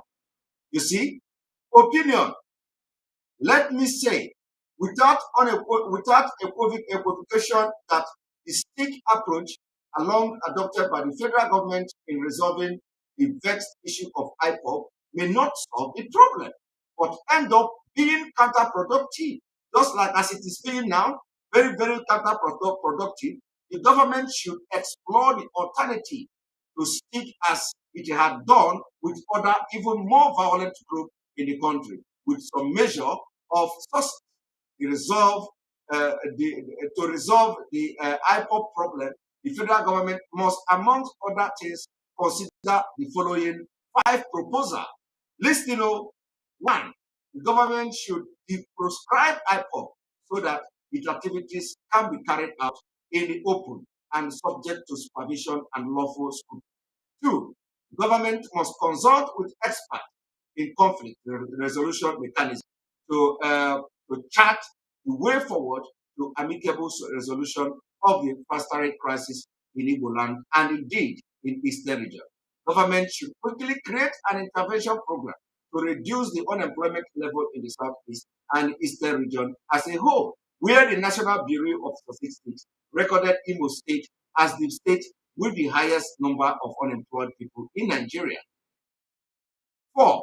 Government must take steps to address the perception of Southeast that it is being discriminated against in federal appointments and in the distribution of federal infrastructure. The perception has continued to fuel a sense of alienation in the Southeast and certainly has reached a boiling point. That boiling point is where we are now. Number 5, government must address the long-standing agitation for the restructuring and implementation of true federalism in Nigeria. Restructuring does not mean the division of Nigeria into separate countries. In my mind, it means the federal government allowing states or regions to play a greater role in the affair of their people, being closer to them. Finally, I call on the government to compel the security agencies to act with restraint, circumspection, and humanity when dealing with issues connected to IPOB to avoid any further bloodshed and escalation of crisis in the southeastern Nigeria, which may have been unpalatable spillover effect in the entire nation. Now, the question now is, this advice, has any governor in the southeast listened to it and adhered to it? The answer is no. After the killing in Enugu, it is the responsibility of the entire governor of the southeast to implement the suggestion and opinion of this person. They didn't do it. It is not just Ugwuanyi. We are holding the entire governor of the southeast responsible because you have what we call the Southeast Governors Forum.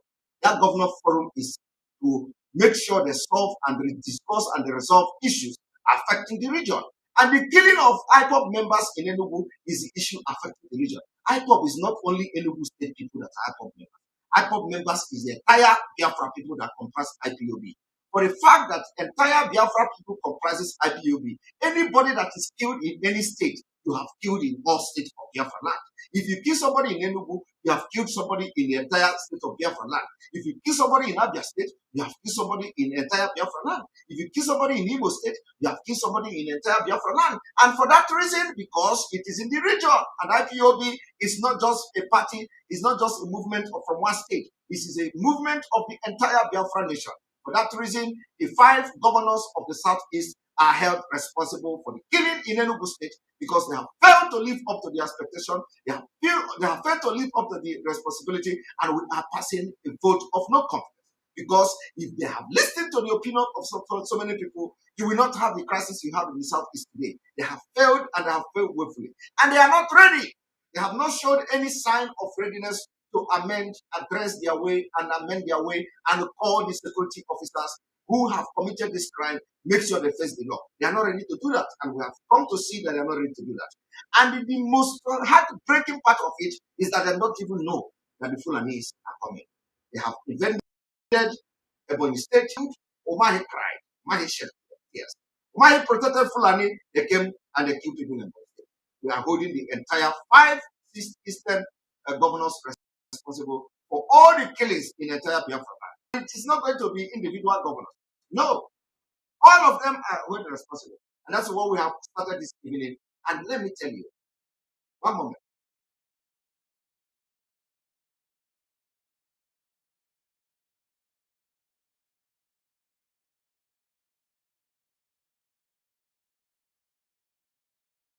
I'm going to end it by video. This video, some of you must have watched it yesterday, and I'm going to play it again.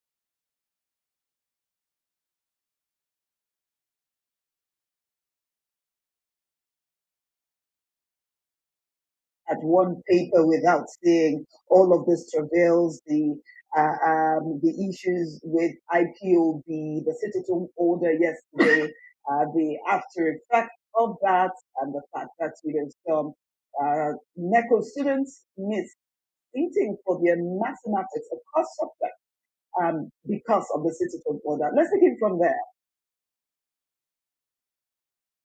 It's quite unfortunate that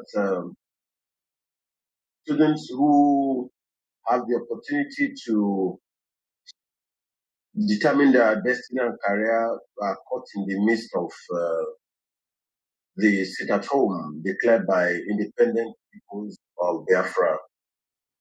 But I think that it's a sacrifice that is worth the liberty of the people of the Southeast, because we are united with them in agreement that the marginalization of that sector of the country, it's intolerable, it's unacceptable. If you have visited the Southeast, there's no federal presence there in terms of infrastructure and even companies and government establishments. It's like the civil war is still on. And I don't know how we can sustain that mentality to treat the people as if they are not part of us. And so for me, I think that it's come to a time when the people of the Southeast should determine their fate. The right to self-determination is guaranteed by international law. It's guaranteed under the African Charter on Human and People's Rights. It is guaranteed under the United Nations Charter or under the Universal Declaration of Human Rights. So if the people decide that they don't want to be part of any particular country, they have a right to do so. But having said that, I believe that the agitation for self-determination is occasioned by neglect. It's occasioned by marginalization. It's occasioned by persecution. If you look at the entire Southeast, for instance, in this particular administration, you cannot find any major position from number 1, let's say, to number 4. A president, a vice president, a senate president, the speaker of the House of Representatives, the chief justice of Nigeria, or even the armed forces. You know, and these are people who contribute immensely towards the economic development of Nigeria. Is the 3rd largest ethnic group in Nigeria. So how do you run a nation like that? And then we're going to 2023 is like there's not even any agreement in terms of power sharing. It's always between the North, Hausa Fulani, and the South, Yoruba-dominated political space. I just think generally it's unacceptable to marginalize a race for so long. So I'm in support of the sit-at-home declared by IPOB, but I do not support the areas of violence. Precisely. People feel that they do not want to support your struggle, you cannot compel them by violence, or even leading to burning their properties, or killing anybody who probably does not support that call. It is self-defeatist for a house to be divided against itself. So in that regard, I think that there was some extremism on the part of IPOB in trying to enforce the sit-at-home through violence and repression. Because what you are suffering in the hands of the Nigerian state, you cannot then impose it on your own people. Otherwise, charity should always begin at home. Thank you. All right, well, thank you. Let's interrogate some of these concerns you've raised. You identify the fact that, well, self-determination is guaranteed under international protocols. Nigeria is a signatory too. And also the right to civil disobedience is also, allowed in the Nigerian constitution. But the mode and pattern that we are seeing, which is playing out in the South, especially within this group called the IPOB, prescribers that are you concerned that it's taking extremist damage? We've seen pictures, we've seen videos of what happened yesterday. We've seen poor people who are just struggling to survive, who are setting up some backyard restaurants, fixing their meals, and so-called IBO people move in, scatter everything. The livelihood for that day is lost for that poor woman, and several other cases such as that. Is that not assuming the extremist dimension, and how do you think this should be best handled? Well, if you look at the events in the Southeast geopolitical zone, you will discover that this is the second time in the series of a sit at home. The first one was on May 30th, which was a remembrance of the fallen heroes of Biafra. And it was absolutely successful, about 110%. It witnessed about 110% success. So that tells me clearly who is in charge in the Southeast. The governors, by now, will have resigned. All the governors of the states in the Southeast have lost legitimacy. Because you cannot claim to be a governor in a state in which you have no control over your people. Loyalty in the Southeast now is to IPOB. Loyalty in the Southeast now is to Nnamdi Kanu. So what that tells me clearly is that if you organize election in the Southeast today and IPOB decides to raise candidates, they will floor all the major political parties if there is free and fair election. Because the people who will decide the votes are the ones who stayed at home yesterday, are the ones who stayed at home on May 30th.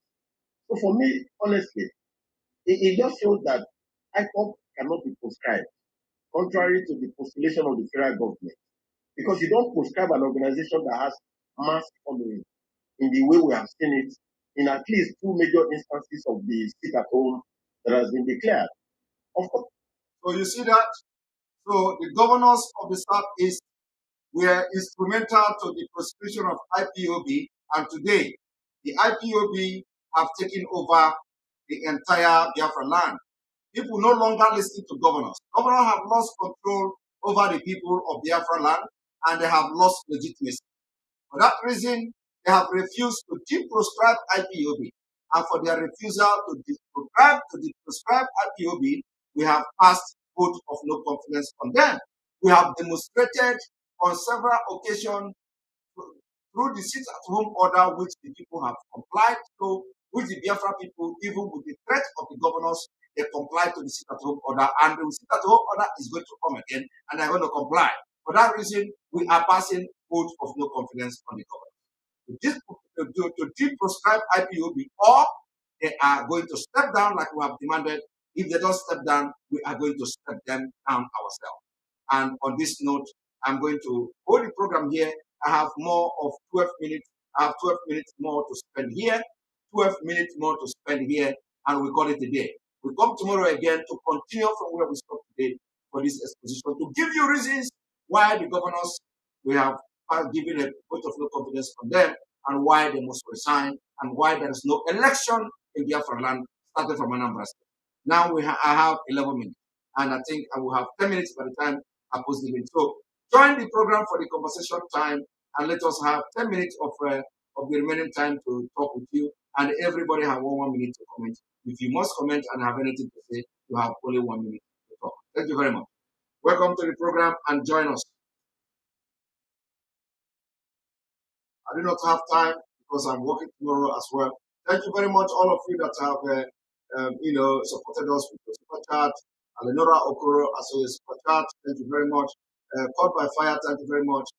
Arise, O Biafrans, and possession from the Fulani. Arise, O Biafrans, and disposes Nigeria politicians. that have dispossessed, that had disposed you all this decade. Arise, arise, arise. Thank you very much, Cover Fire, for your super chat. We appreciate you. All right, Chigozie, welcome to the program. 1 minute.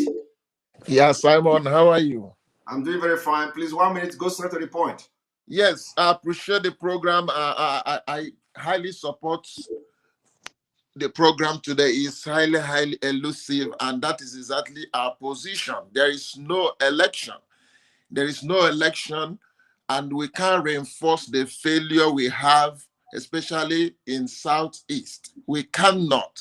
They will not even allow them to distribute any stupid INEC material, more or less of having them distributed anywhere they have their polling booths. No, that's not going to happen again. We have tolerated it enough.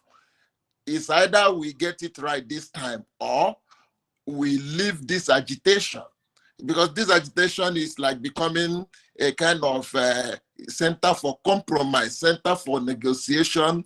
Anytime one stupid person wants to take any advantage of the government of Nigeria or get anything, he uses this struggle of restoration of Biafra as a stepping stone to do whatever he planned to do. We cannot allow that to continue again. Thank you very much. Thank you. That is my position. We cannot, because I like your emphasis on what is going on in Afghanistan.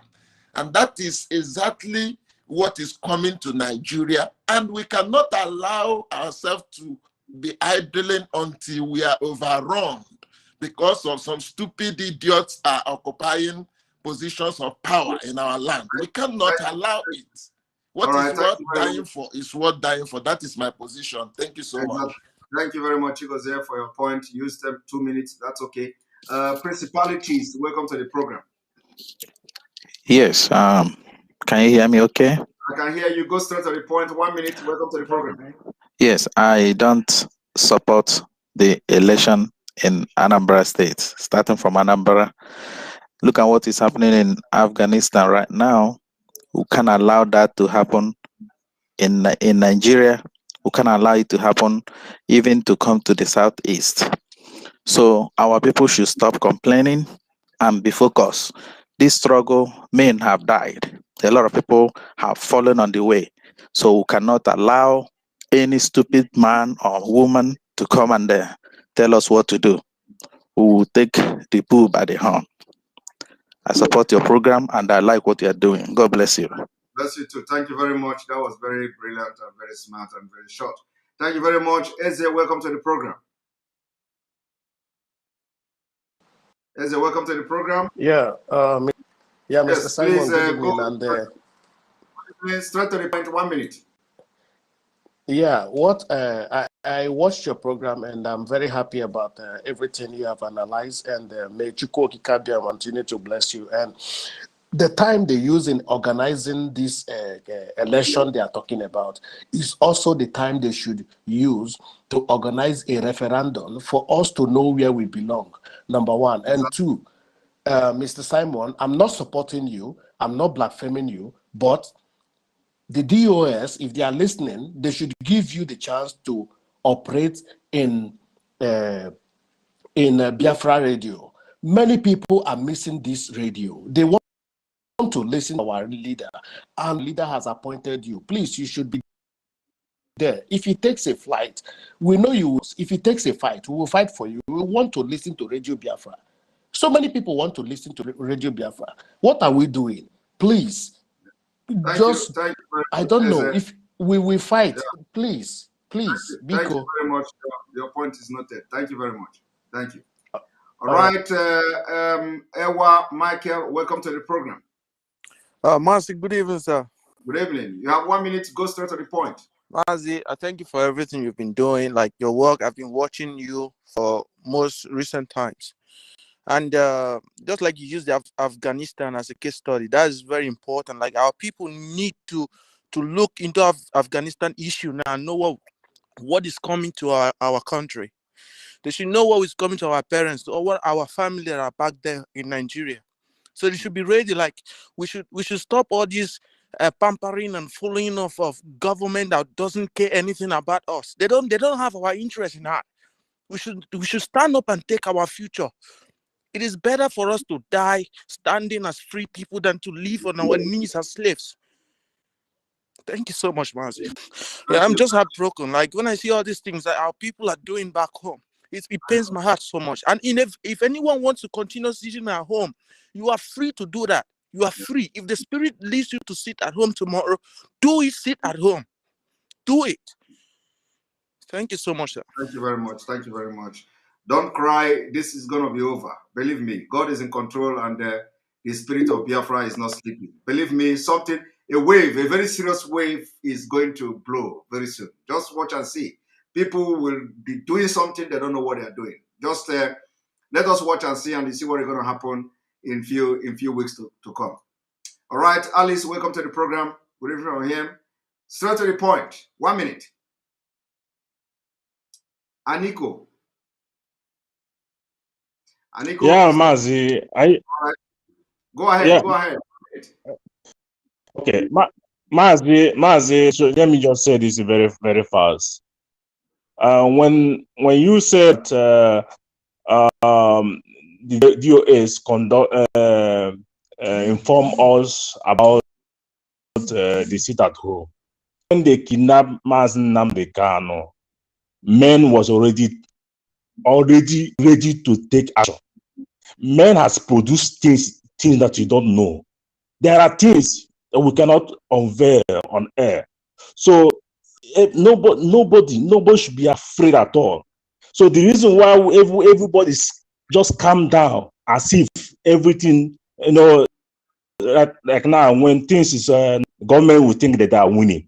They are not winning. Everybody just calm down to listen, to know what is next action. So on the 26th, when Mazi Nnamdi Kanu was not producing the court, so the question you people should be asking, Jofo Mazi, you are a lawyer. If the court refuse give an order to bring Mazi Nnamdi Kanu and the DSS refuse, what is the next action? And how can the Nigerian government give us another date without telling us the reason why the DSS refused to obey the law? Because the court order is the law of the land. So when the DSS fails to bring Mazi Nnamdi Kanu, it means this next court hearing they will not bring him, because now the DSS is above the law. That's what it means. So we are going to take action now. Men has produced things that you don't know. So we have everything already ready, but we are taking measure. Thank you very much. Thank you very much. Let me also address it. Of course, Nigeria is a lawless country. People should know that, and that's why we must not take anything for granted. Whatever happen, whatever they do, we must take it very, very seriously. Everybody who have had anything to do with Nigeria should know that Nigeria is a lawless country where the security agents do anyhow they like. And remember, it is being led by Fulani nomadic people. They don't respect the law. They don't have, Nigeria is having two constitutions, Sharia law and the common law system, or the constitutional law, whatever they call it in Nigeria there. So they don't respect the constitution of Nigeria, of the 1999 constitution of Nigeria. They don't have regard to that. They don't respect court orders. It is not today. This is not the first time. So they can give any reason they want to give. And you are right. It may be in this October now, they will look for one story and talk and tell the story, and you can't do anything. So we have to tell them that it is not the time they will say, and they will do it. We cannot do anything. And that's why the spirit of Biafra is possessing everybody, including yourself. So we just are appealing to people to, when this thing begin to happen, let nobody be surprised, because it is bound to happen. It is going to be natural. The spirit of Biafra is going to take control, and this thing is in autopilot. Thank you very much. All right. Onye Uche, welcome to the program. 1 minute, straight to the point. My time is going up. I'm going to give more 5 minutes or so, or 10 minutes to people, because I think a lot of people want to talk here. So I will give more 10 minutes. Go ahead, 1 minute, please. Fast. Okay. Yeah, Maji Simon, I thank you so much for your program. And what I want to say in a nutshell is that this whole thing that is happening, there are so many guys outside the country. So we are everybody must return at any time. As long as the equipments are there, we are very, very ready to abandon whatever thing we are doing outside the country and come back and defend the motherland. Because from the look of things in that country, Nigeria, nothing is going on in a normal way, and our governors are just behaving like they are demigods. So whenever everything is put in place, let the instruction be given for us, all of us, to come back. We come back and take instructions from there and execute any plan on ground, so that the whole thing will come and go at the same time. Let us fight this war once and for all, and everything will just come and go, and the liberation will be once and for all. No more wasting of time. We do not even need to waste time. We are going to put our strength to make sure that the election did not take place in Anambra State. That's the way we are going to start. Everything we are going to do, among other things, is that election in Anambra State, we must not allow any INEC official to enter and bring any electoral material. No election in Anambra State. Once we succeed in that, we have gone far. Thank you very much. Yes, thank you. Chooks Okeke, welcome to the program. 1 minute. Hello. Yes, go ahead. Just go straight to the point. Welcome to the program. My brother Simeon. We are very, very grateful for what you are doing, all the efforts you have been putting. As the past commentator just said, we are ready. We are ready. And one thing I want to say again, I don't want to continue to keep mute. I have to just express myself. The DOS, they should wake up, reason with people and listen to people. If there is any way they can, open up communication with people, like Mazin and they cannot do. Because here now, we don't know the avenue. This is the only way, the forum to express ourselves. We want the DOS to hear us. For example, what is happening here in Istanbul, Turkey? What is happening here in Istanbul, Turkey? We have been writing DOS. Let them listen to us. The riffraffs are here. Those they put as principal, what I don't know. They are not trying to do anything. We want to protest here. They don't want us to protest. We don't know their reason. Please, if you can talk to them, talk to them. I don't know what they are doing there. Thank you very much. Thank you very much. Your comment is noted. Thank you. All right, Abia Pikin, welcome to the program. 1 minute, straight to the point.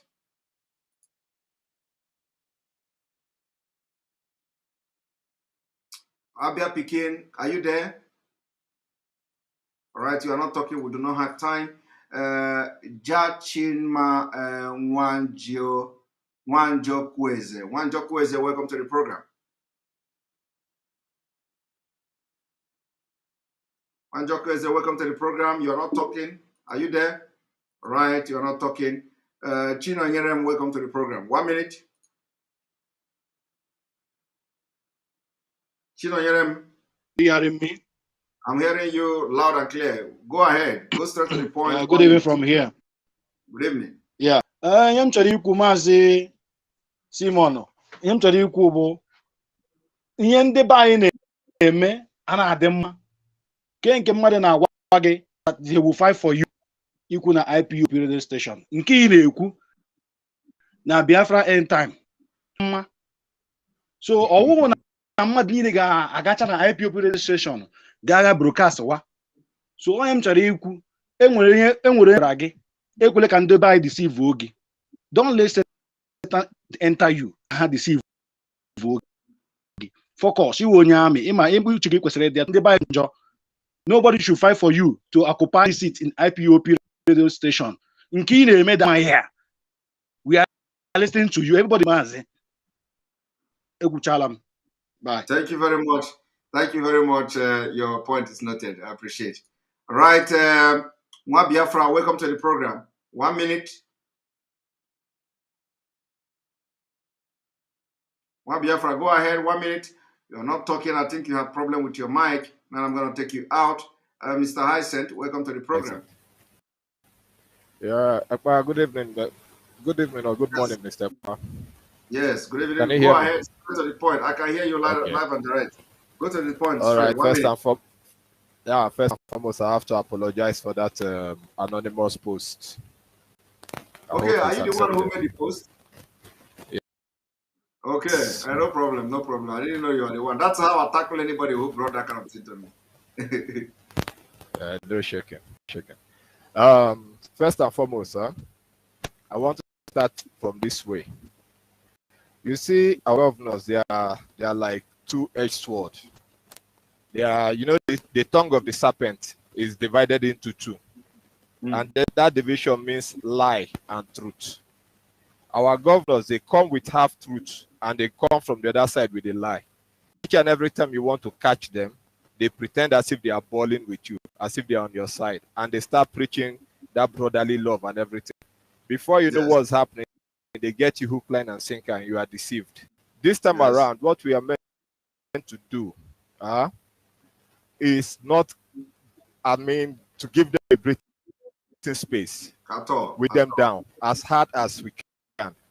We need to follow them bumper by bumper. They think that our leader is away, so they can start acting stupid. Now imagine Delta State giving land in each local government to Fulani, Ebonyi State doing the same thing, Enugu State doing the same thing, chasing out a whole community to give their land to Fulanis. Makes sense to me. IPOB, we need to focus and bind ourselves together instead of this in-house fight that's going on in IPOB times. We need to focus on the common enemy and push our goals forward. That's all I have to say. Thank you. Thank you very much for your contribution. I appreciate it. Donald Emeka, welcome to the program. Good evening, Simon. How are you? I'm doing very fine. I'm very glad to talk to you today. Yeah, please, Simon. The contribution I want to make is just I just want to talk about you, because without you, you don't know what you have done by analyzing all this mess we are into, lifting the sit at home out. So I just want to praise God on your behalf. I thank you, and God will bless you more and more. In Jesus' name, amen. Bye-bye. Bless you. Bless you too. I appreciate it. Bless you too. Thank you. All right, Mazi Ikenga, welcome to the program.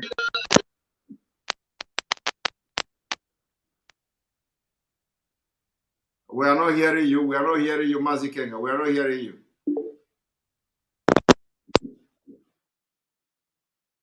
Hearing me now? Yes, go ahead. Go ahead. Straight to the point. I have 2 minutes left. You are going to talk 1 minute. My Chimezie will talk 1 minute. Go ahead. My brother, good morning. I'm calling from India. Hello. Morning. Go ahead. Okay, Mazi Kenga, Igbo TV.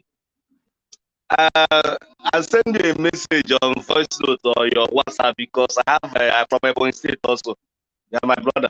God bless you. So much thank you for your wonderful work. I will check your message. I will check your message. I will get back to you. All right, Chimezie, welcome to the program. Yeah, good evening, Master Simon Ekpa. Good evening. You are the last person here. I have only 1 minute left. Thank you. I'm very, very sharp. All right. I must tell you that you are really fired up today. I like the spirit and the emotional part that you showed today, even though you were able to control it.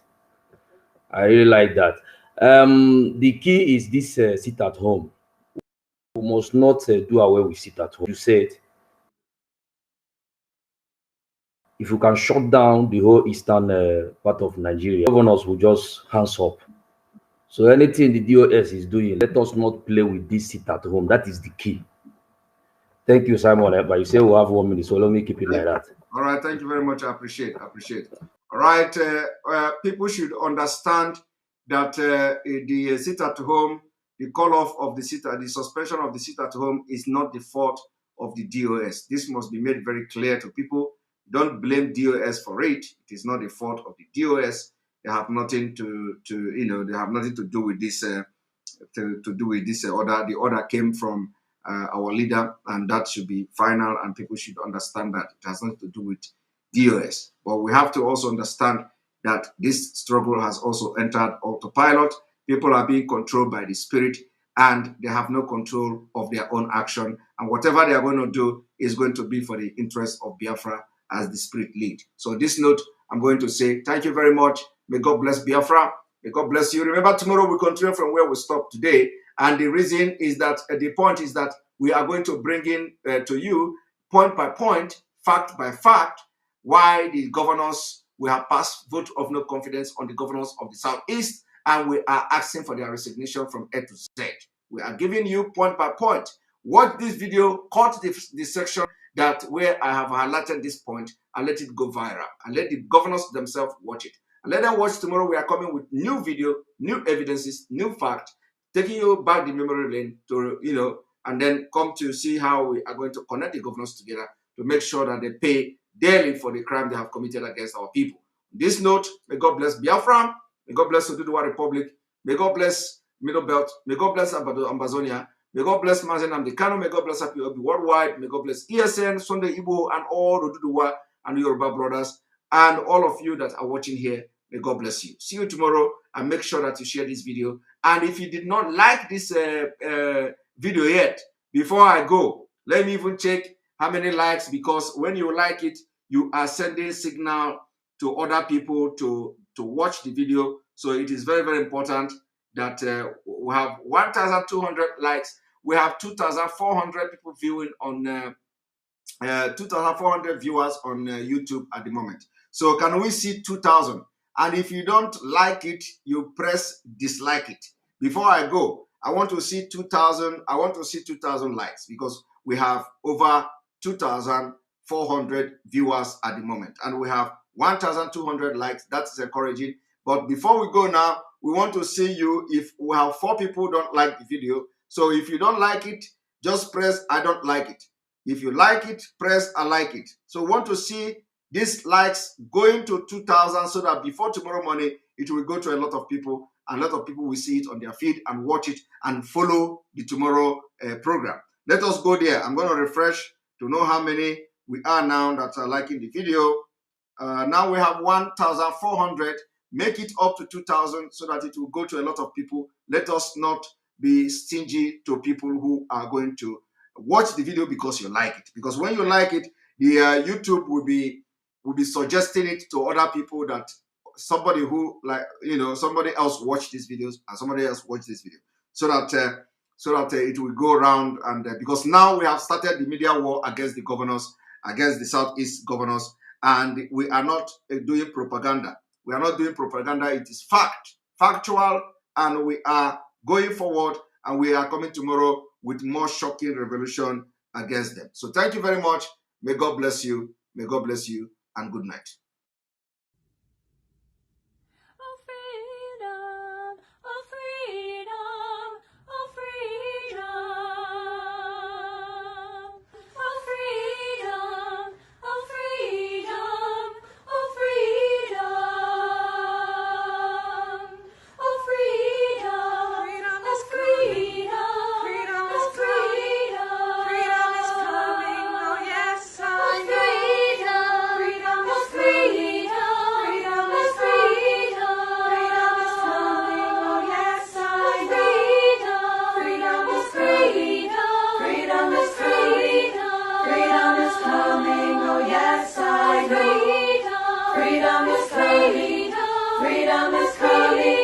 Freedom is coming, oh yes, I am.